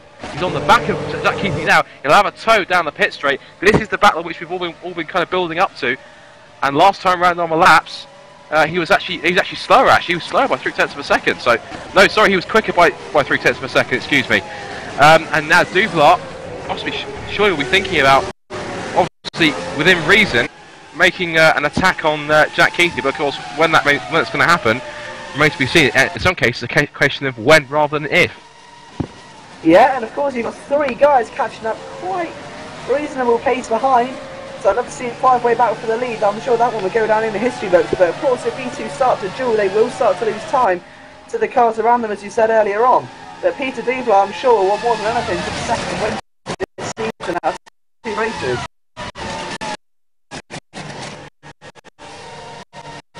Gap is that you can almost throw a blanket over them at the moment. Dublar is literally almost on the rear wing of Keithley's car. He seems to have better traction out of the corner. How he's going to defend from his Dutch teammate. And yeah, definitely, as you said, hard these two fight each other. It's going to be for the cars behind them, the top 3 cars behind them, who are enemy matter of time if they keep fighting much. They're snapping on their heels and trying to snatch a high podium spot. With a great run on the back straight. He darted out, and Dublar is literally looking very racy. If you're on the stitch stream now, but I wonder now if the Precision Cars, Precision Motorsport, he's got it. I think Keithley has done a sensible job there to back off slightly. I think he's going to fight for that one anytime soon until. The best decision would be to let them fight, but do it at a particular corner. So I think probably more beneficial is let them fight at a later stage in the race, obviously if it's possible, because of course, like I said, obviously it only takes one slip from either of them to cause possibly a potential accident, and of course you've only got Milwaukee, Kanitz and Pushka just behind, and they'll take advantage of it straight away. They've actually pulled a massive gap to Stefan Ruot in 6th, and Starkenberg just about holding on. He's actually managed to pull away from Dimitri Dematos in 8th. Still other Fott 9th and Vecchioni 10th. So from kind of 5th place downwards, it feels kind of gone a bit static. There's not really any major battles. We've got Pedro Melin just in front of Mohamed Patel. He's got quite a gap to Ranieri then. The next closest battle on the track is Zerbanati and all over to the back of Jack Keithley. What happened there? Keithley, having been leading, is now maybe sort of trying to back off too far a bit so they don't come into a bit of a fierce battle. But that has just paved the way for Milwaukee to go right onto the back of Keithley. We've seen how aggressive he was earlier on. If you just remember, I think it was the second or third lap in where unfortunately he made contact with Ivor Kalami, who's now way down the order. But Edward Milwaukee is looking very handy right now in that Ovato car. We've seen him before in previous seasons pull out some quite impressive moves. Let's see if he's going to make another one. I'm sure the opportunity's there. He's going to go for it. I wonder possibly this is team strategy from Precision. I wonder if Keithley was told we decided to just let Duval go as he's actually quicker at the moment, and possibly whether or not Keithley's now just there to kind of back Milwaukee into the clutches of Kanitz and then Pushka, and this at the same time allow Duval to extend his advantage. I wonder if possibly that's the case there. Of course, if it's not intentional, of course, then Keithley's got his work cut out. You can see him now. We've got Milwaukee right on the back out, and it seems to be, look at that. I think Keithley's actually struggling for traction a little bit out of the slower corners, because you can see Milwaukee just closing, and again this could be the same situation on the pit straight. So it could be he's going to lose 2 places in the space of 3 laps. So this could be quite interesting to see how this plays out. Keithley's very wide up towards the corner. This is the perfect chance for Milwaukee to make a move here onto the back straight. They'll have the toe then. I'm pretty sure he's getting closer and closer. I'm going to jump on board. Getting ever closer. Keithley goes defensive on the inside line. Milwaukee tries to get the switch back. Then he goes wide onto the outside. Tries to cut back, but he hasn't got enough alongside. Now he's onto the pit straight and he'll have the toe then. This is for second place. Keithley very defensive on the inside, but Milwaukee pulls alongside, going to the outside. He'll have the inside for turn 2. Maybe if he can stick it round the outside, and not quite. They switch positions again, so Milwaukee now wants to find someone to get on the outside. And look at Kanitz as well. Look, Kanitz is closed in, but Milwaukee with a massive toe onto the straight board. Looks to the outside. I think that's going to be a good move if he can make it stick. He's got the line. Keithley may have to surrender. He's still not giving up. Great defending, literally look at Kanitz on Milwaukee. Look at Kanitz behind them. Got himself right up there, proving himself last year. Oh, side by side. Oh, this is crazy stuff. Milwaukee's a very aggressive driver and will go for any opening he sees. I think Jack Keaton's going to have his work out defending, but we've seen him in the World Championship do some great work defending. It's going to be put to the test now as Edward Milwaukee looks once again. He's got the outside line around and he tries to swoop it. Careful, making a mistake, Edward. Stefan Kanitz, and now Philip Pushka gets involved. This is exactly what we said. To an extremely intense battle as Jack Keithley once again trying to fit on Milwaukee every single corner, trying to find an opening right now as Milwaukee just tries to find a way of literally. Oh, has he got it? Oh, he's hit him! Oh no, Kanitz has hit Milwaukee! Kanitz gets hit, and Stefan Kanitz somehow manages to keep in a straight line. Philip Pushka will now have a nice little toe on Milwaukee. I think Jack Keithley may have a smile if he doesn't have any damage, but that's not worked out well for Edward Milwaukee, but more importantly Stefan Kanitz, who was at the wrong place at the wrong time. He's lost his front wing. He's thankfully he's managed to get back to the pits, and just what's happening there. This is exactly what we said. Keithley has actually backed Milwaukee into Kanitz and Pushka, and now it's all kicked off. Pushka's just come out of the slipstream, stayed to the outside. I think Milwaukee was trying to break the toe there, but yeah, as you said, I think Keithley will kind of be laughing underneath that helmet very slightly. But it's a confident laugh or a nervous laugh, because of course I'm sure probably it'll be a matter of time before Milwaukee comes back onto the rear end of Keithley. As Pushka now is on the back, he's now looking to challenge the Ovato racing car. Meanwhile, Duval is extending his advantage, and look at that. Looking at the gap now between them, the gap is now 4.3 seconds between Duval and Keithley at the straight. But actually, Keithley's lap time was 3 seconds slower than, just about 2.5 seconds slower than Duval's. So I wonder, has he possibly has his tyres at a stage welcome, or was that battling really essentially, and he's possibly sustained some damage? But nonetheless, Keithley just falling back now, so unfortunately, more misfortune for the Brit of Precision Motorsports, and also, of course, now, Milwaukee's now got to deal with Pushka on the back of him as well, and of course, Stefan Bruel and Franz Starkenberg, their gap is pretty static as well, so we're also just looking back what we've seen here then is while we've been focusing on the front, two old friends in this race, and I think we're going to have to be sick of each other's views by the end of this race, but it's been lap after lap, I think. Since the very start, Mohammed Patel and Pedro Melin once again behind one another, this time for P9. Patel trying to put the move onto Melin if he can get close enough. He doesn't quite have it at the moment, but he will have a nice front as they go onto the back straight. Let's see what Mohammed can do in that 20 look in front. Sorry, I've got to interrupt because Pushka's going to look for third place into turn 1 against Milwaukee. He looks to the outside, he made it stick. He's looking to the outside, can he hold it for the inside line? Answer is yes, he can. Gets the inside, always has to back out. We push Milwaukee wide. Here goes Pushka, better traction out of turn 2. Turn 3 they go. They're going to go side by side almost, but Pushka tucks back in to get the slipstream. Milwaukee goes very defensive on the inside, but Pushka's now going to try for turn 4. Will he make it stick? Answer is no, he can't. No, yes, he can possibly.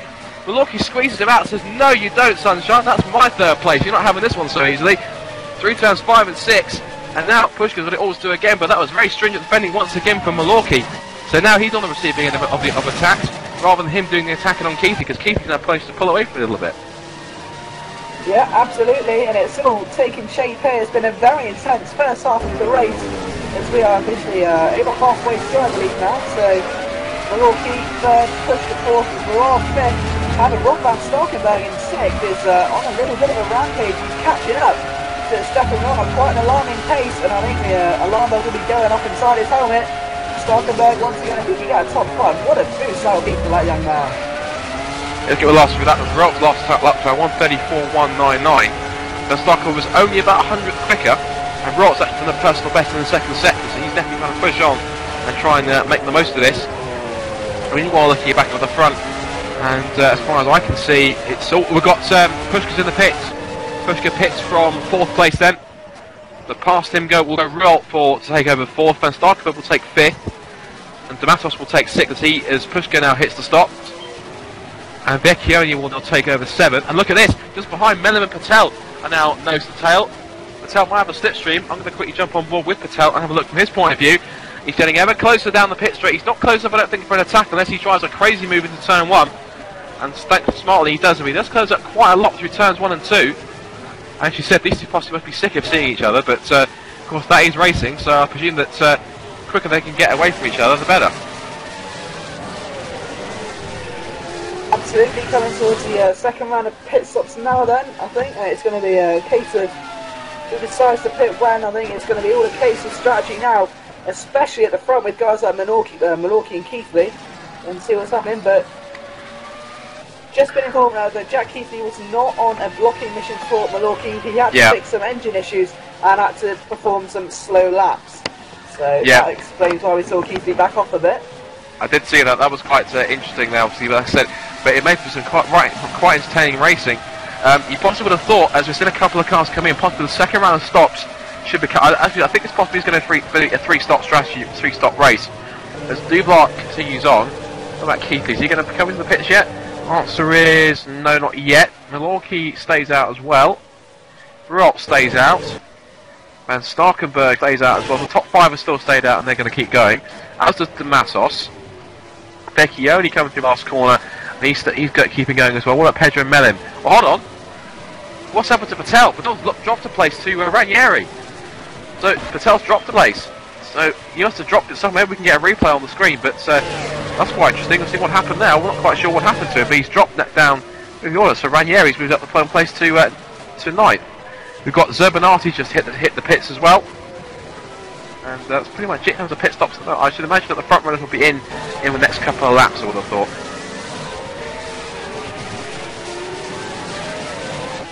It's shaping up to be a fantastic second half of the race, it has to be said.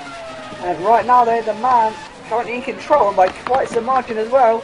The race winner from last weekend, Peter Dublar.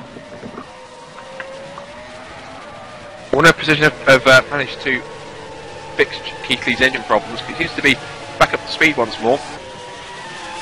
Quick check of his lap time to see how he's been doing. Last lap was a 1:30. He's lapping on the same pace as Dublar now, because their last lap times were literally 6,000ths of a second apart from each other. And they're not the quickest cars on the track actually. Vecchioni's actually still the quickest car on the track last time around. No, it's Ranieri actually, looking at that. Ranieri 1:34.008. Actually, I correct myself once again. It's actually Alafot 1:33.719. He's on a chart as well. So there are cars behind which are actually quicker than the two precision cars up front. We've got Keithley in the pits now from second place. As Duval carries on the lead. And obviously now this will promote, and basically this obviously gives Milwaukee second, Royal third, and Rob Van Starkenberg's up to 4. He must be on a really long strategy because he's managed to charge through the field from 4th place. It's a fantastic drive. I think, as you said, this could possibly he could be on for drive of the day. I think because he's actually doing extremely well, especially the fact there's only one car in that team, so he's doing all the work there. And I think it's really paying off because he could be on for a fantastic result at come the end of the race.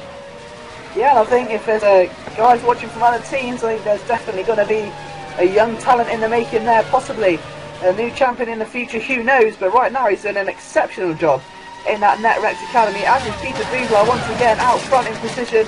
A bit of a helping hand from Jack Keithley and either Kalamis and the Milwaukee crash earlier on, but either way, Peter Duval once again finds himself at the front of the field. And now we've got the two Alberto cars now running line astern in second and third right at the moment. So you can see that Milwaukee actually must have better pace than Rolt throughout the race so far, but at the moment you can see Rolt's actually not quite letting his team, he might have actually closed up on Milwaukee in this latter part of this second stint. Looking up at the front, I'm going to quickly watch to see if Duval heads to the pits. Answer is yes, so Duval is now into the pits now for his second scheduled stop. But you can see what happens to the two Alberto cars, whether they'll stack them in the pits. Milwaukee's gone very well, so Milwaukee's in. Rolt carries on, he'll take over the lead. And also look at that, Milwaukee almost lost it on the pit, into the pits, got a bit snaky into the entrance there. And just seen there, Duval's now just come away from his pit stop as Milwaukee and Van Starkenberg and Matos all stop. Behind him, Duval exits now, he's only gone down to 4th. No, 3rd place, sorry, because that's Vecchioni going past. I would probably expect that Rolt and Vecchioni will make their stops probably this lap. And Keithley's not too far behind, I suppose, from Duval, so this will probably give... Essentially, obviously, Duval's back out in a net first place, obviously Keithley net second. Patel has... he hasn't stopped. Patel hasn't stopped yet. Pushka has. Pushka's out in front of Van Starkenberg. That's not really worked out for Milwaukee either, because look at that. He's behind Van Starkenberg, and he's behind Pushka as well, so what happened there in the pit stop? And just behind, Kanitz is on a charge back up to the field again. He's now charging up behind Dimitri Damatos now. Damatos, I think, also trying to even warm up his tyres up towards turn 5. But Kanitz now on his charge back up from the field when he hit the back of Milwaukee's car. Yeah, absolutely, and it's all starting to fizzle out now. I think there's a gap starting to form between the drivers. There's no real major battles on the track. They're all starting to fizzle out, as we say. So we'll quickly go through the order. And so currently leading is Stefan Royal through the pit stop. Who's second? Matteo Vecchioni, 3rd place Duval. Keithley 4th, Patel 5th, Pushka 6th. Starkenberg again constantly down in 7th. Milwaukee 8th, Damatos 9th, and Kanitz 10th. But Vecchioni comes in. We'll see where he comes out. If he can break himself into the top 10, this should be interesting. ATR haven't had the most successful races of their career, but nonetheless, Vecchioni's got himself in the mix of things again. Royal also stopped as well, as I predicted. So Duval resumes in the race lead once again. Keithley will take over second, as we said. There he is in second. What about what's going to happen here? Oh, hold on a minute. This is side by side to turn 1 then. Is Pushka going to have the advantage? He looks round the outside of Royal on his cold tyres. I remember they used to actually battle for quite a while previously. Pushka has been warm for several laps. As Royals are going to be stone cold out of the pits. Of course, straight under attack up towards turn 4. Pushka darts out a little bit just to let him know he's there. And obviously he'll have better track now at turn 4. Rolls tyres. Look at Ala 4 all over the back of Stefan Kanitz. So once again a battle has been between them. 4 Kanitz, Damatos will all duel away then over P7 then. And once again Sepang running us with non-stop entertainment, it seems. Lap 30 pretty much. Out of 56, so just over halfway. And the race is far from over in terms of position. It's far from 1 for Peter Duval. Yeah, it's just interesting to see, obviously, Vecchioni's come back out of his pit stop in 10th. He's on the fringes of getting another point. Pedro Mellin, actually looking behind him. Ranieri's now attacking Patel for 12th place. Have a look into turn 9. Gets better traction and sticks with the Twister Racing car now towards through turns 10 and 11. Wonder how that battle's going to shape out soon enough. I reckon if Ranieri can get a good run through the fast sweeps of turns 12 and 13, good traction out of 14, he'll have a good chance to take that 12th place. And actually he has a very good line through there. And have a great chance to pull it into the slipstream. In fact, he will be.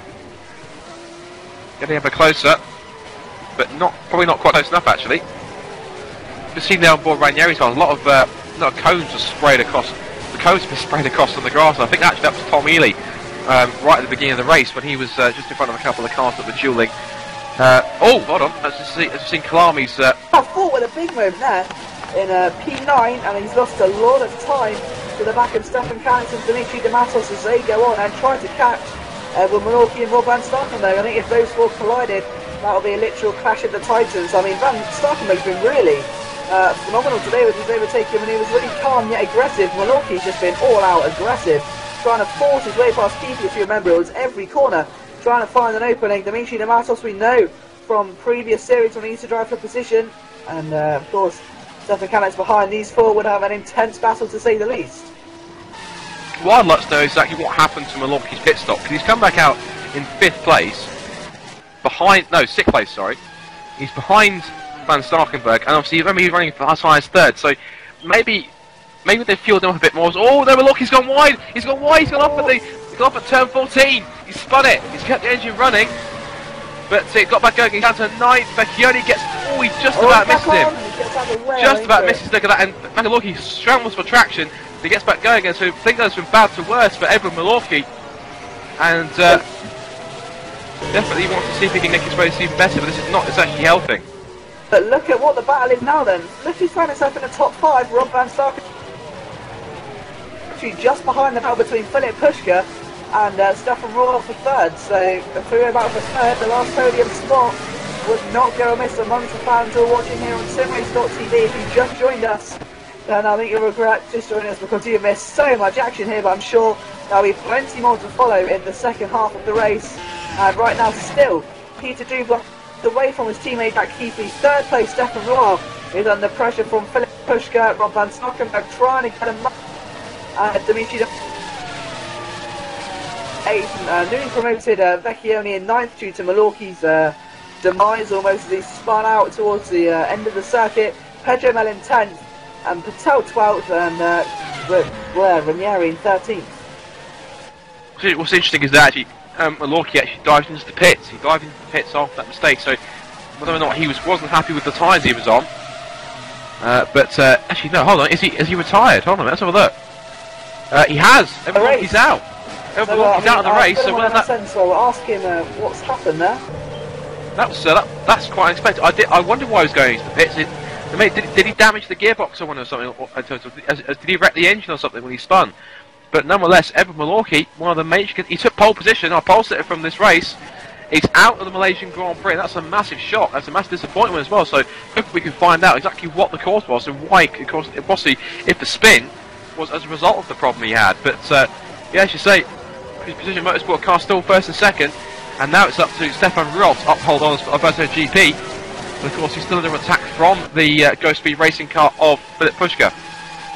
And a sort of silver mist coming towards him in the background in terms of Rob Van Starkenberg. He's only young, I believe he's 15 years old, I could be wrong, but he's a very young driver, definitely a prospect for the future. So right now, let's see what Stefan Royal can do then. Philip Pushka, we saw last year for 05 Motorsports, do a fantastic job and put in some brilliant drives. He's going to prove himself once again in the World Series as he tries to take a podium away from the Obasso of Stefan Royal. If that is true, Van Starkenberg is 15, there must be something in the water over in Holland because we've got Bono Huis, of course, as we know, he's still a teenager, about 16, 17, 18 years old. Now Van Starkenberg is running 5th, he's only 15. That is simply, that makes the drive he's putting in here even more stunning. If that is true, that's absolutely unbelievable, and it's fantastic at the same time. Absolutely, definitely, I knew he's actually worked out, so I'm 18, 19, I believe, 1992, when was that, so that's...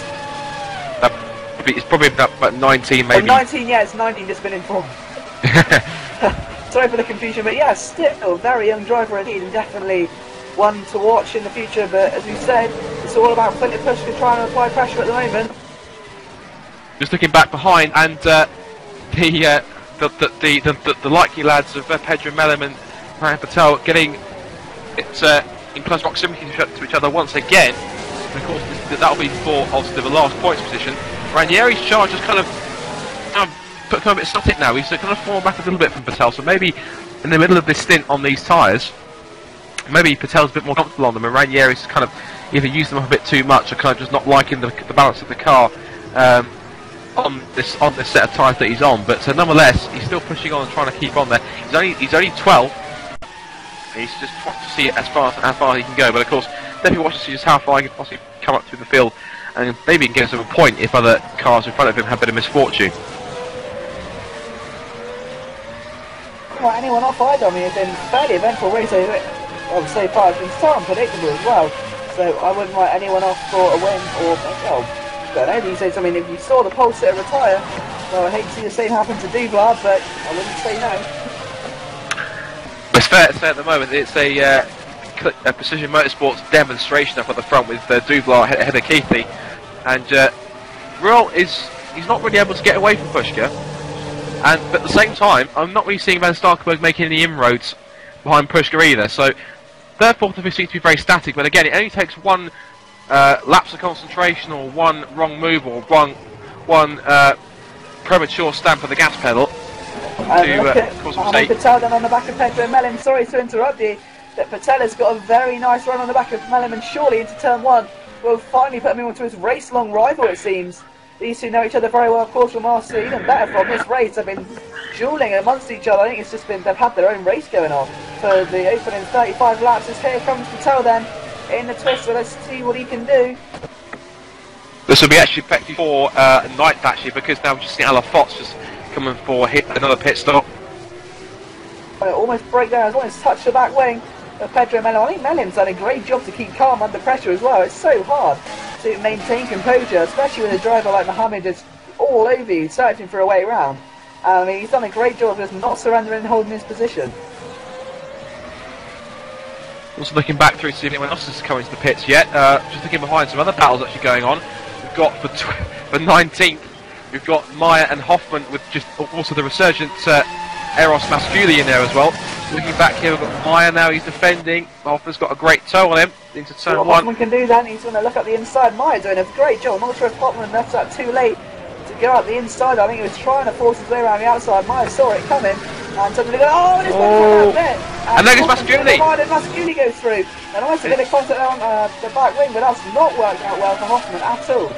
He gave him a bit of a thank you nudge kind of out of turn two to say, yep, cheers for letting me through, buddy, and I'll take that 20th position. He's only 20th, but still.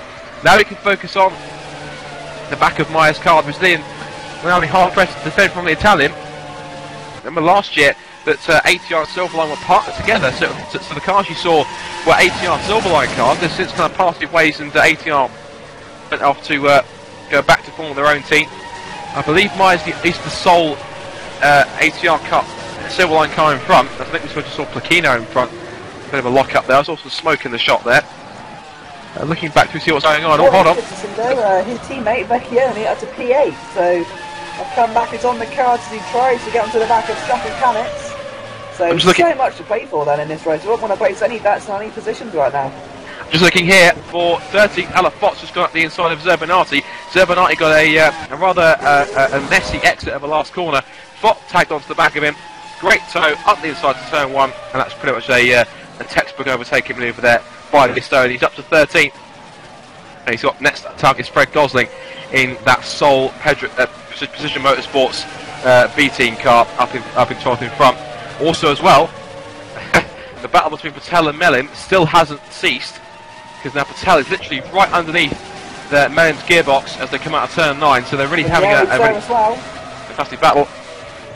Ranieri, as I said, Ranieri hasn't really been able to tag onto these two. He's just really in the background out thereabouts. We saw him earlier on really charging onto the back of Patel's car, but he's now really just kind of fell back a little bit. And look at Patel! Patel almost risked one there. And I think Patel really had a go there. That one. That was a dangerous manoeuvre, and he may have lost some time though. He's going to have to try and work it back in towards the final corner and break extremely late. And I think he's going to do that, as you said, the traffic cone's fall across the grass and a bit wide then. goes Pedro Melin. Will try. And got back, and you saw Melin go a bit wiggly there on the exit of the final corner. Patel won't have enough this time. But just behind Ranieri, you can watch all this going on, waiting to capitalise on a mistake if he can just get close enough. Big Fred defence holding this all up for turn 1 and keeping it tight for turn 2 to ensure that Patel doesn't make it. But look at this, Patel will now have that traction out of turn 3. He can stay under the rear wing of Melin's car, which he's not really doing, but of course up in the toe. It'll help him get closer, of course. Well, turn 4. Then onto the back straight with a great slingshot onto the back of the silver line there. He's got a nice run. He's going to be pushed for it though, right to the very edge of the track almost. That inside line is not going to be surrendered very easily. Mosquito having to go very wide, cut back. He's trying to do a switchback. To do that, but didn't quite do it. Bit of a wiggle, and let's see if he can try and make it. And look at Hoffman. Look at Hoffman as well. He's on the back of his. This is a 3-car toe then. Here we go then. Hoffman darts out. At the inside. Hoffman waiting for his very defensive opportunity. At the inside then. Oh, great move. Musculi, and it's a fantastic move and very well completed as well. Shut the door completely on Matthias Meyer. Look at that. Hoffman goes very wide in the background if you saw that. So let's see if Hoffman can try and get on Matthew as well now. Yeah, that was a great text manoeuvre from Musculi there. Just literally, essentially kind of hung him out to dry. Mohamed Patel, sorry to interrupt you, side by side, Brown. They head it onto the back straight. Let's see what happens now. Patel still can't get it done. I'll be side by side with him. Slingshots up the inside. It's going to be. Oh no, he's got it this side. He's up the inside. Look how close they are. And still, Melin will not surrender his ninth position. This has been some fantastic racing, and this has been a race-one battle as well. As you said, Patel. You can't run up the inside there. Surely Slingshots to the outside. And he'll have the inside for turn 2 though. Still not giving way. You might have this like he's got it. He's got the inside for turn 2. Contact, and Patel's still trying to fight it side by side. Oh, okay then. no. As they climb the hill, Melin not going to relinquish his position anytime soon. Fantastic defending. That's what he said. Wonderful he's doing a great racing. job.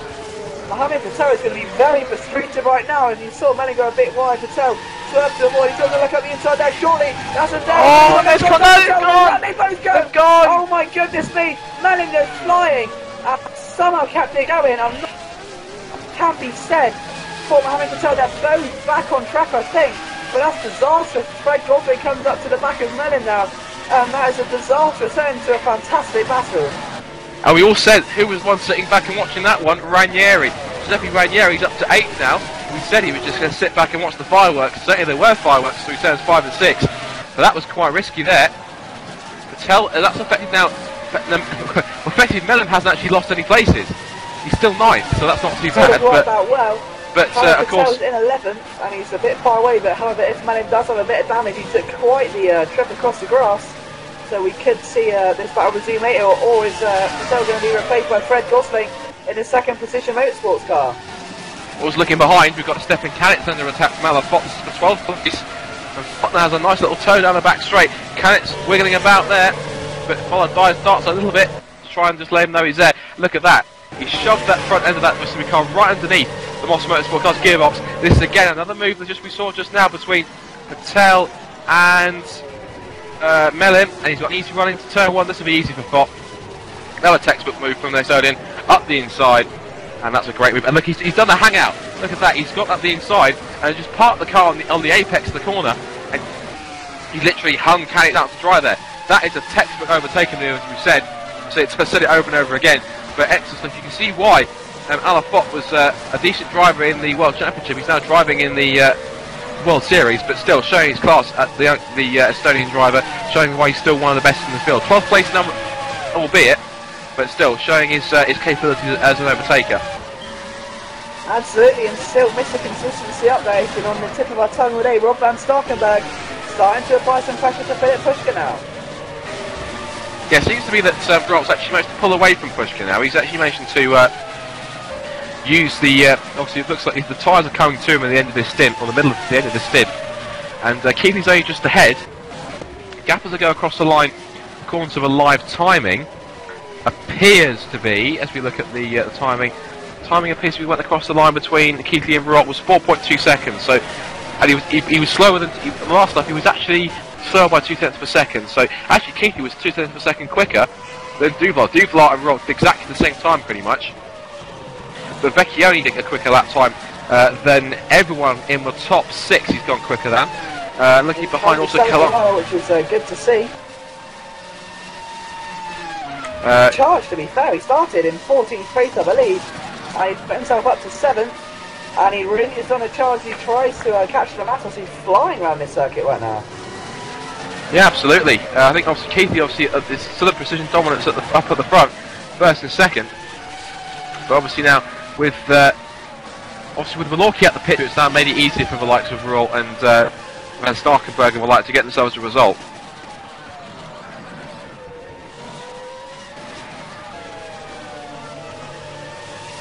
Jack Keithley still fair and supporting role to his teammate at the moment, doing a very good job pulling away from Stefan Rual in third, Pushka in fourth, but he really is slipping to Rob Van Starkenberg now. You can see the gap closing.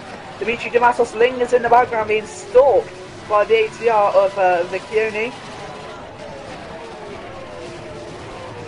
It's interesting actually, that actually on the lap, coming to the end of this, I think actually Duval's actually being closed in just a couple of tenths a lap by Keithy. He's managed to put his foot down and try and catch him. Let's look at the lap summit last time round. Actually, it's my mistake actually, because Keithy was actually 2/10 of a second slower. Pushka's in the pit lane, so this could be interesting then if Rob Van Starkenberg can get the leapfrog, get himself up into P4. Pushka leaves. If he's going to come out in traffic, this is going to harm him badly. Let's have a look. Giuseppe Ranieri will be the man to possibly change the shape of Philip Pushka's race. Ranieri goes down, and it's not going to be so much as traffic, but he's going to have to try and get past him as soon as possible on new tyres. He's got Mellim and Fred Gosling just behind, dueling away. Yeah, he's been in the thick of the action all afternoon, hasn't he? He has, definitely. He just can't. He goes from one battle to another. But actually, Gosling's done very well to stick to the back end of that RS Evo racing car. I reckon possibly if we have some time before Mellim's have to get very defensive once again. I think really, just looking back, this between Mellim and Patel, I think really you can only really call it as a racing incident. I think really there wasn't really any fault in that one. Just two racing drivers went side by side through turns 5 and 6, and unfortunately they just came together. Right, in my opinion, that's me taking the neutral stance of that one. I'm not really putting blame. I'm not going to pin blame on either of the drivers. I reckon it was just a simple racing incident in the heat at the moment, I think. But still, Mellim's actually not lost. I said hasn't actually lost any position. But of course didn't gain any because he's been spearing across the grass. But obviously, of course, Patel's down to we lost one place, or no, two actually. I think he lost two or three, obviously, because he got passed by Ranieri and by Fred Gosling. So, quick run down the top 10 then, very, very quickly, just to make sure there's no more, no missing the action. Currently have... Sorry to interrupt that. That's okay, I'll say SQD's in the pit. So at the moment, as they come across the line, pit stops happening. We've got Duflar first, and he's just behind it, looks like Hoffman and Lubbers battling over one of the lowly positions. Duflar currently leads.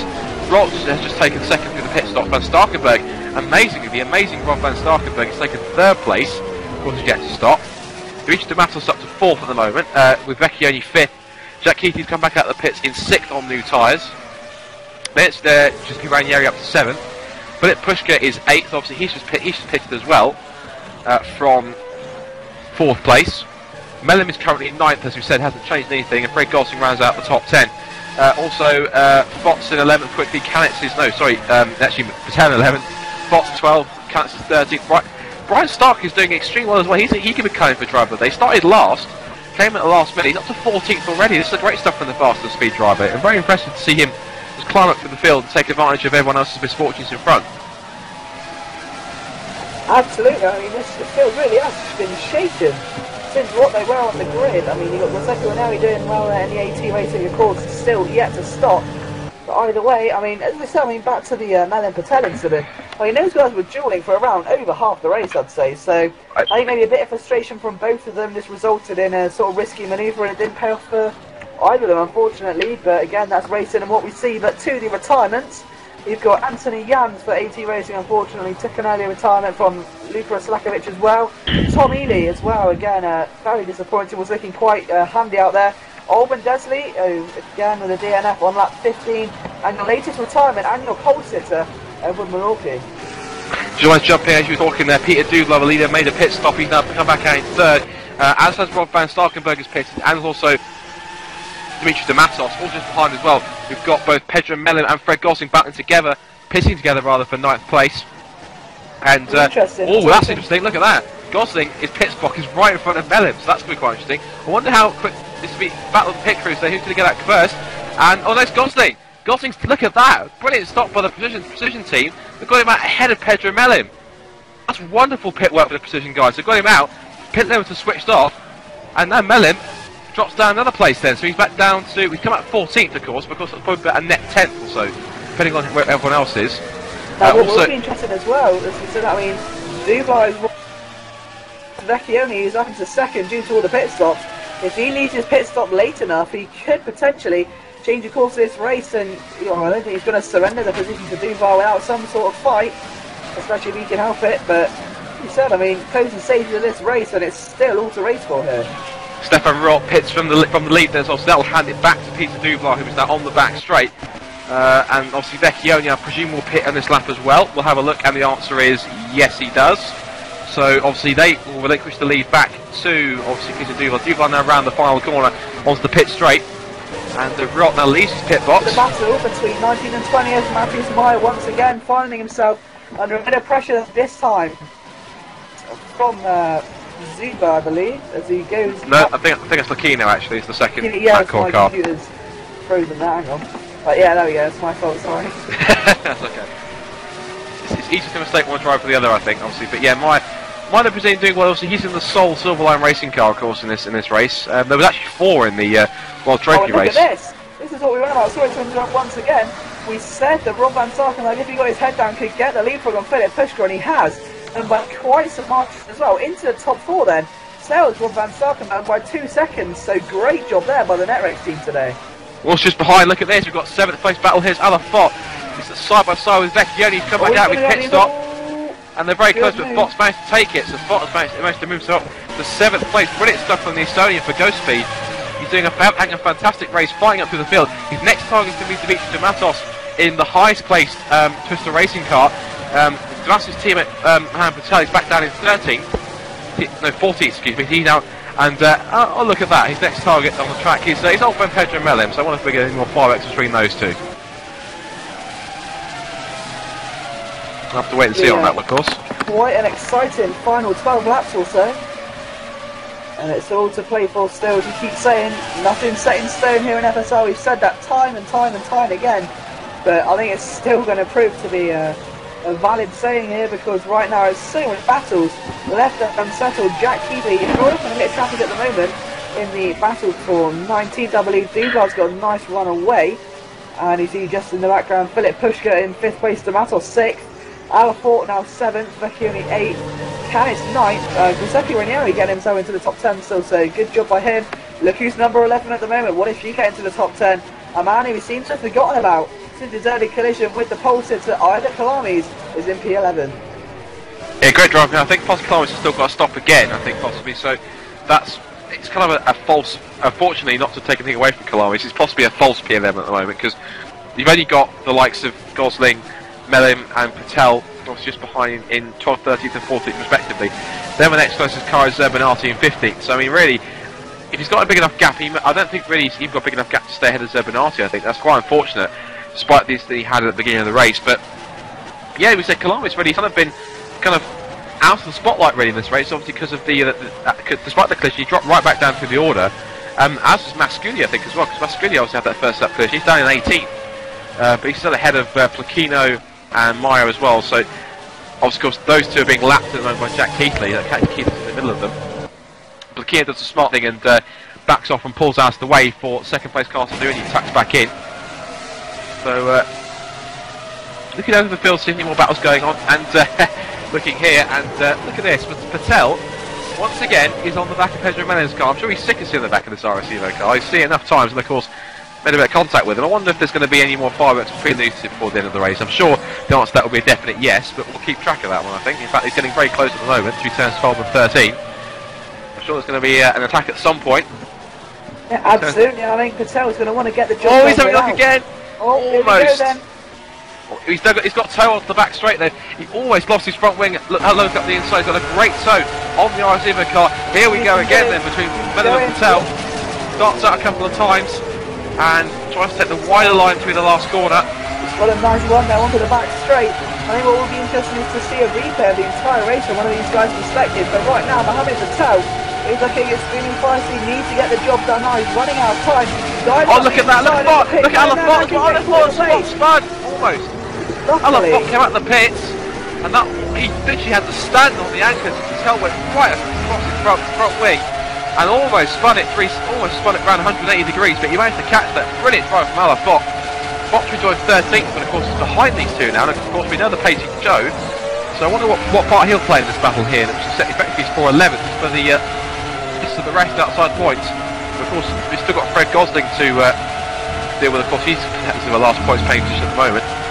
And really, it's kind of spread out a little bit more. The top 10 are spread out a bit more now. They're not really challenging. Dewell's got a nice gap to his teammate. Riolt's just behind him, but only a couple of seconds. So I wonder maybe if Riol pushes on, he can challenge Keith in the last few laps. We'll wait and see. And Starkenberg said probably driver of the day, 4th place for this man.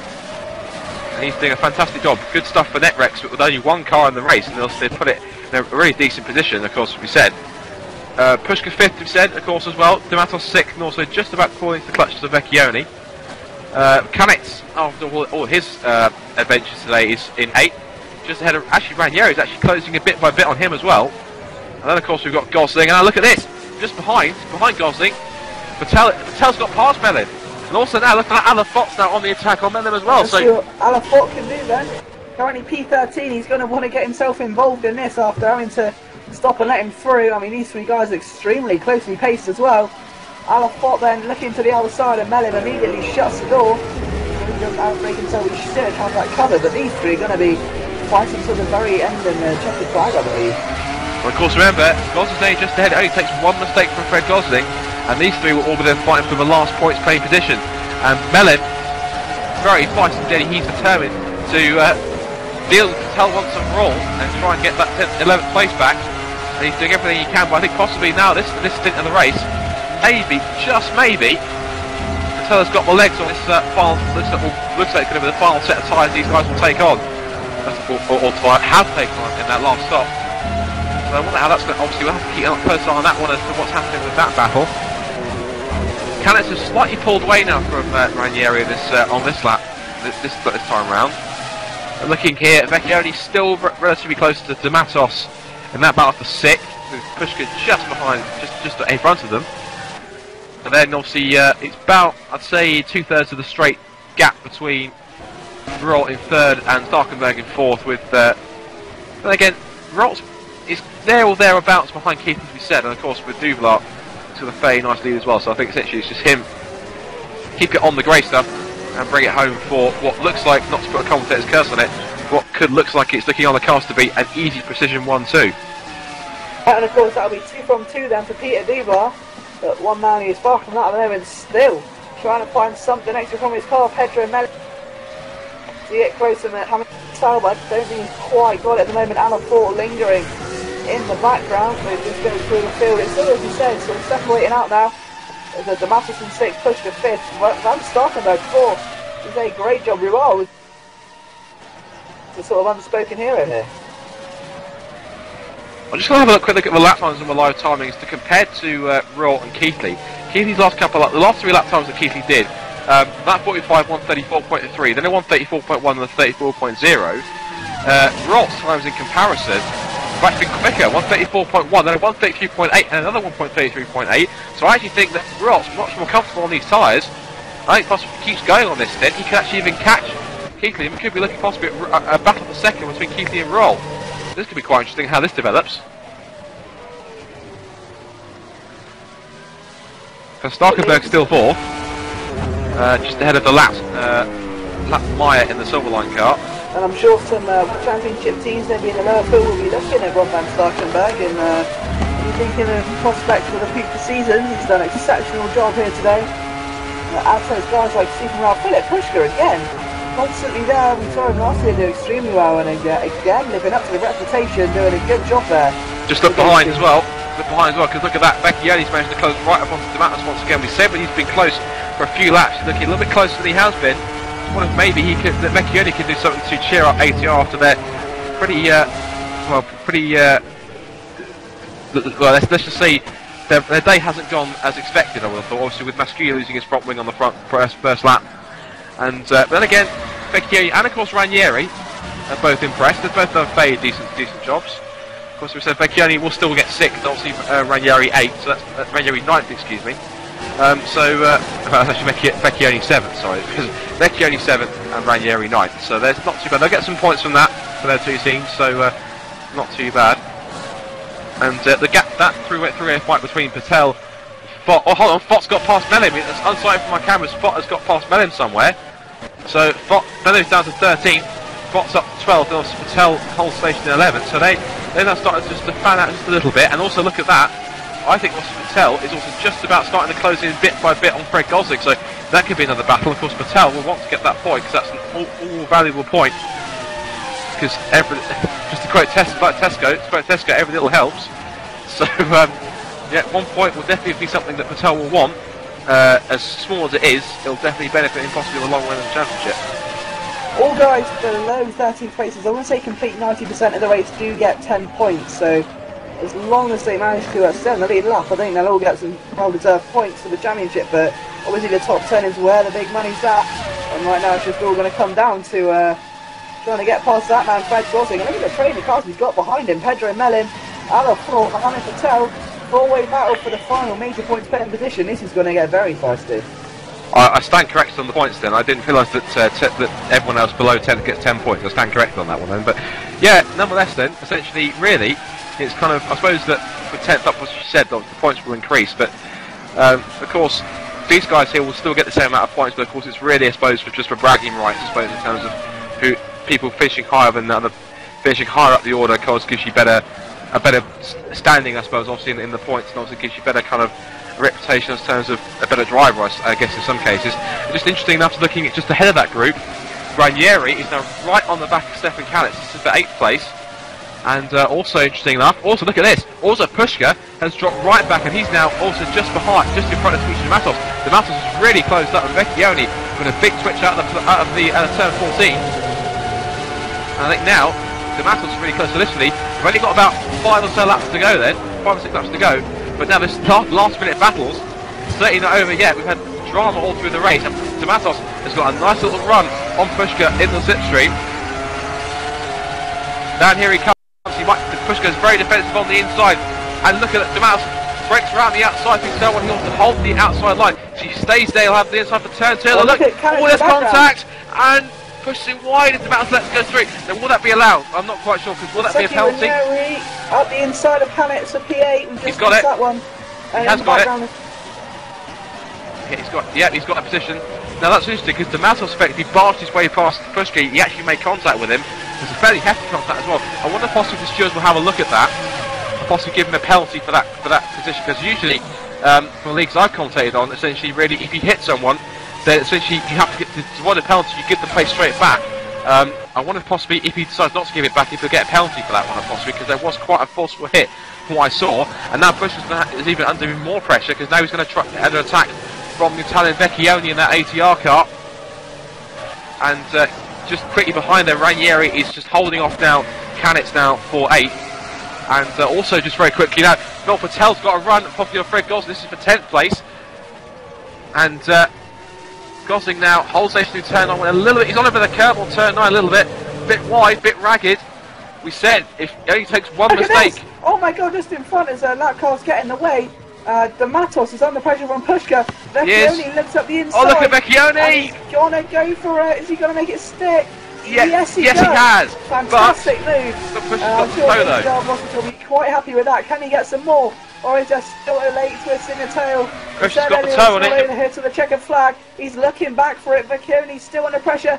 He's almost looking. He's not too deep. He's not too deep in turn 1. It's not going to go well. And Philip Pushka's going to go deep as well. So I think somehow Vecchioni has held on a sigh of relief there for Martin Christensen. The team. Oh, hold on a second, hold on, quickly, sorry to interrupt you. We've got a battle for second. Roll, we say he's closing in. Roll now is on the back of Keithley. He's sailed up the back of him. He's got the front of that motor car tucked under Keithley's gearbox. This is for second place, the highest step on the podium. Roll looks up the inside a little bit, but Keithley stays hot firm in second. This is interesting. This is another twist in the tail. Mohamed Patel talking of Twister, looking at the inside here. The P10, and he goes, and has surely got it done. Yes, yes. Yes, he does. Action all over the track in a darn stadium. This is crazy. I'm going to keep an eye on Keithley and Roll. Fred Gosling's not giving up here. He's going to be pushed around the outside. somehow clinging on. How is he doing this? Oh, never know. The Alafort lingering once again. Oh, he's gone wide. He's gone too wide. He's lost it. He's given them both up. Oh, he's almost spins. Held on. Melon gets past. Alafort in front, looking, trying to desperately find out going out. 4 more laps to go here. Bit of a switch there from 4, and oh my, I can't even look anymore. This is amazing. Also look as well. And Vecchioni's on Matos, but up the inside into the last corner. He's got it. It's gone too deep. No, Matos takes it back. This is unbelievable driving. This is down the field. We've got 5 laps to go. It's like there's a sprint race, but it kind of is with 4 laps to go. Vecchioni up the inside to Matos down the pit straight. And looking ahead as well, Rolf's dropped a little bit back to Keith, but he's still there in 2nd place. Van Starkenberg's in no man's land in 4th. And Vecchion's up the inside to Matos, he's got it. Can he make it stick? He's kind of pushed his way round. He's done it. He's done it. 5th place, and again, I think Matos will get it back though. Will be very happy. It's not over yet. And look at that, Matos having none of it. But pardon me, as Matos tries to force his way around the outside, it's not going to work there. But he's going to try and get the safety, and this is absolutely insanity here. And Patel now trying to defend off Alafort. This has gone from virtually no action to non-stop action. As Patel needs to defend now, just behind Pedro Melin, once again on the defensive area of the driving circle. As Fred also needs to try and get that position back after losing out of top 10 due to going wide. And just double check the rest of the field, there's no other battles going on. You can't be too careful now. Very few laps to go. And look at this, Jack Keithley still trying to defend 2nd place from Stefan Rual. Into the final corner they go. Obato versus Precision Motorsports. Let's see what this is going to throw up. Oh, tight line. There by Rual. It's going to be very cheeky. Gets a nice run into turn 1. Let's watch this then. Rual comes down the home straight, clinging onto the back end of Jack Keithley. This one's far. Oh, that's impossible. That's impossible. Keithley's not going to. Oh, he's hit the back of him. Almost nudging it. That was surely a bit of illegal driving there from Keithley. Not at all reacting to the forwardness of Rual and almost forcing him into the pit barrier. That reminded me of Schumacher and Barrichello, if you remember, from Budapest. And that was almost mirrored there, but Rual still not going to give up. Keithley wants his position 1-2. It's a team of his dream, and Rual could be the man to send it into shattering pieces. That was almost a bit of like we had at BTCC last weekend with Plato and Shedden. Plato pretty much shoving the back of Keithley's car. He's pulled back a couple of car legs, maybe has given Keith a bit of the break he needs possibly. Looking back to any more battles, obviously said Van Starkenberg's in no man's land in 4th, he's got that pretty much sewn up. Vecchioni has managed to pull a little bit of a gap out of Matos now in 6th.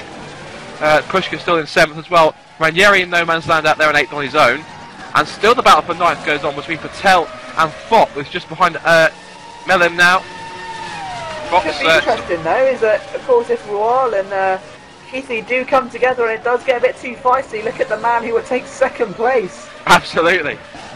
The amazing Rob Van Starkenberg, what a drive that would be. If, we say if anything happens between Rual and Keithley, as it could possibly do, as we saw how close they got up towards turn 1, definitely Van Starkenberg will be definitely with the first one. He's putting a bit of pressure on with these two dueling away. He's managing to find a bit of time. You will see him slowly appear in there. He is just in the rear end of your screen. And it's just behind him. Vecchioni's got 5th place, as he's sewn up at the moment. Matos under a bit of pressure from Pushka would love an extra position. Giuseppe Ranieri is playing no man's land.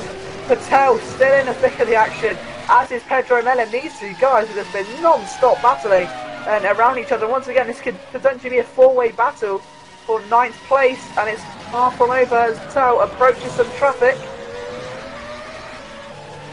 Yeah, just have Plakina in front of them. I'm just keeping a very close eye on that battle for 2nd between Keithley and Rual to make sure if anything happens, we jump on it straight away, because Rual is literally, he's not letting Keithley get away. He's trying to put himself up to the back of him again.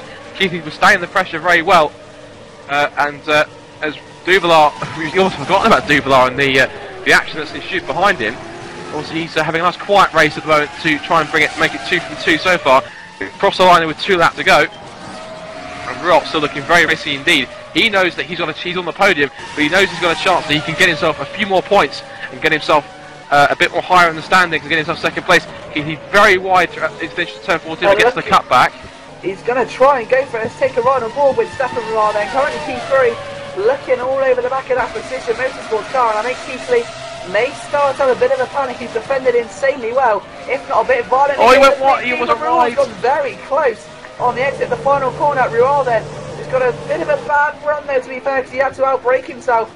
Keithy moves to the outside. It's not going to be enough for Rual this time. One more chance. I don't know, this is it. It's the final lap then that they're on now. Yeah, absolutely, yeah, final lap, as we said, yeah. This is it, it's all or nothing for Rual. Then he has to make it now and never. Oh, touched the back of... I just watched in the back of Keithy's car. He nudged the back of... nudged the back of Keithy's car. He's left a couple of car legs. Maybe that's it. On the back of Ala Fort, you can see there Pacino gets out of the way as Pedro Melin then onto the final lap. They come. This is the main four you want to watch, as he's probably going to risk it all at some point. Melin's got to run at Fort. Is it going to be enough into turn one?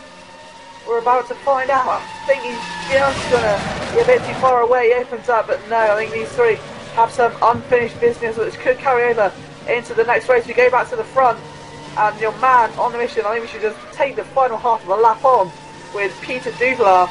It will be 2 from 2, hoping that he doesn't mess up now, and this will be the longest half a lap of his life as he comes onto the back straight. All of the work's done as he reaches here. He's got a fantastic, this is a slow car there, that's Misculi. That's been on there as he gets out of the way, I think. Hopefully he can make it to the end of the race. But Peter Douglas has driven a perfect race from start to finish. Once again found himself through the misfortune of others at the front. Perfection drive from Peter Douglas, and he makes it 2 from 2 and wins the Sepang International Grand Prix. Round 2 is his, and it's 2 in a row. Here they come though. Out the last corner, though, this could be it. No, and Keithy just holds it on. A 1-2 for precision, a team owner's dream. And look behind. Pumping in the precision garage, I think. Rob van Starkenburg takes 4th place. What a drive from that man there. Young Rob van Starkenburg, that has to be for me, instantly driver of the day that was. What a drive from that guy there in the Sol Netrex car. And he rightfully slides to the done an side. Insane job getting his car up after starting way down the order. So those two guys, two young hotshots coming through. We emphasises the next generation. Dimitri de Matos there finding himself in 6th. Pushka 7th. Ranieri finding himself in 8th. So it's not all doom and gloom for ATR. 9th place is Mohamed Patel barely from Ala 4, just behind 11th Pedro Melin. 12th Fred Gosling. 13th Kalami's 14th will be Zerbanati. To be fair, he's got himself up. He's done an okay job there in Matt Corp. He's been quite quiet, but got the job done. Well, I have to say, for my first ever time commentating Formula Sim Racing, what a time to start commentating on it, because that, I have to admit, was an extremely fun and competitive race to comment on. I'm actually pretty pleased that I chose this race to comment on, so that's absolutely fantastic. I really enjoyed that race, personally. Absolutely, same here. This is just showcasing why Formula Sim Racing is one of the best sim racing leagues in the world. You don't really kind of get this quality much, you know, in other leagues, but I mean, driver of the day for me has to be Rob van Starkenburg. Yeah. He's just driven so well to get himself into the top 4 as well. He's going to be a very happy young man and definitely a prospect for the future. Same with Eros as well. No, not Eros, I beg your pardon. Vecchione, again, done an awesome job to get himself into the top 5, but hats off to Precision, showing a dominant display for a 1-2 finish. Also a quick shout out for Brian Stark. Good job from him. Started at the back of the field, had to kind of step in at the last minute. He finished 15th, so he still gets. I think he still gets 10 points. I'm not sure how far it goes down in terms of points for the 10 points after 10th place, but he still gets himself some points for that one. So decent effort from him. Well done for Brian Stark. Good job from him. Absolutely, well done to everyone in the field. To be fair, you look at the guys like Patel and Mellin, who literally left it all out on the racetrack, and I'm pretty sure there was some sweat and tears after that race. But either way, it's been a fantastic race and definitely one that will go down in the history books.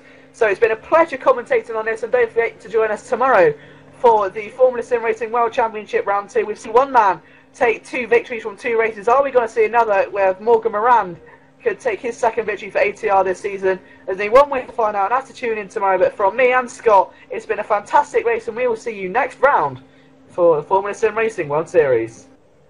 Yeah, thanks very much, guys. Thanks for tuning in, and we'll obviously tune in tomorrow for the World Championship. Bye for now.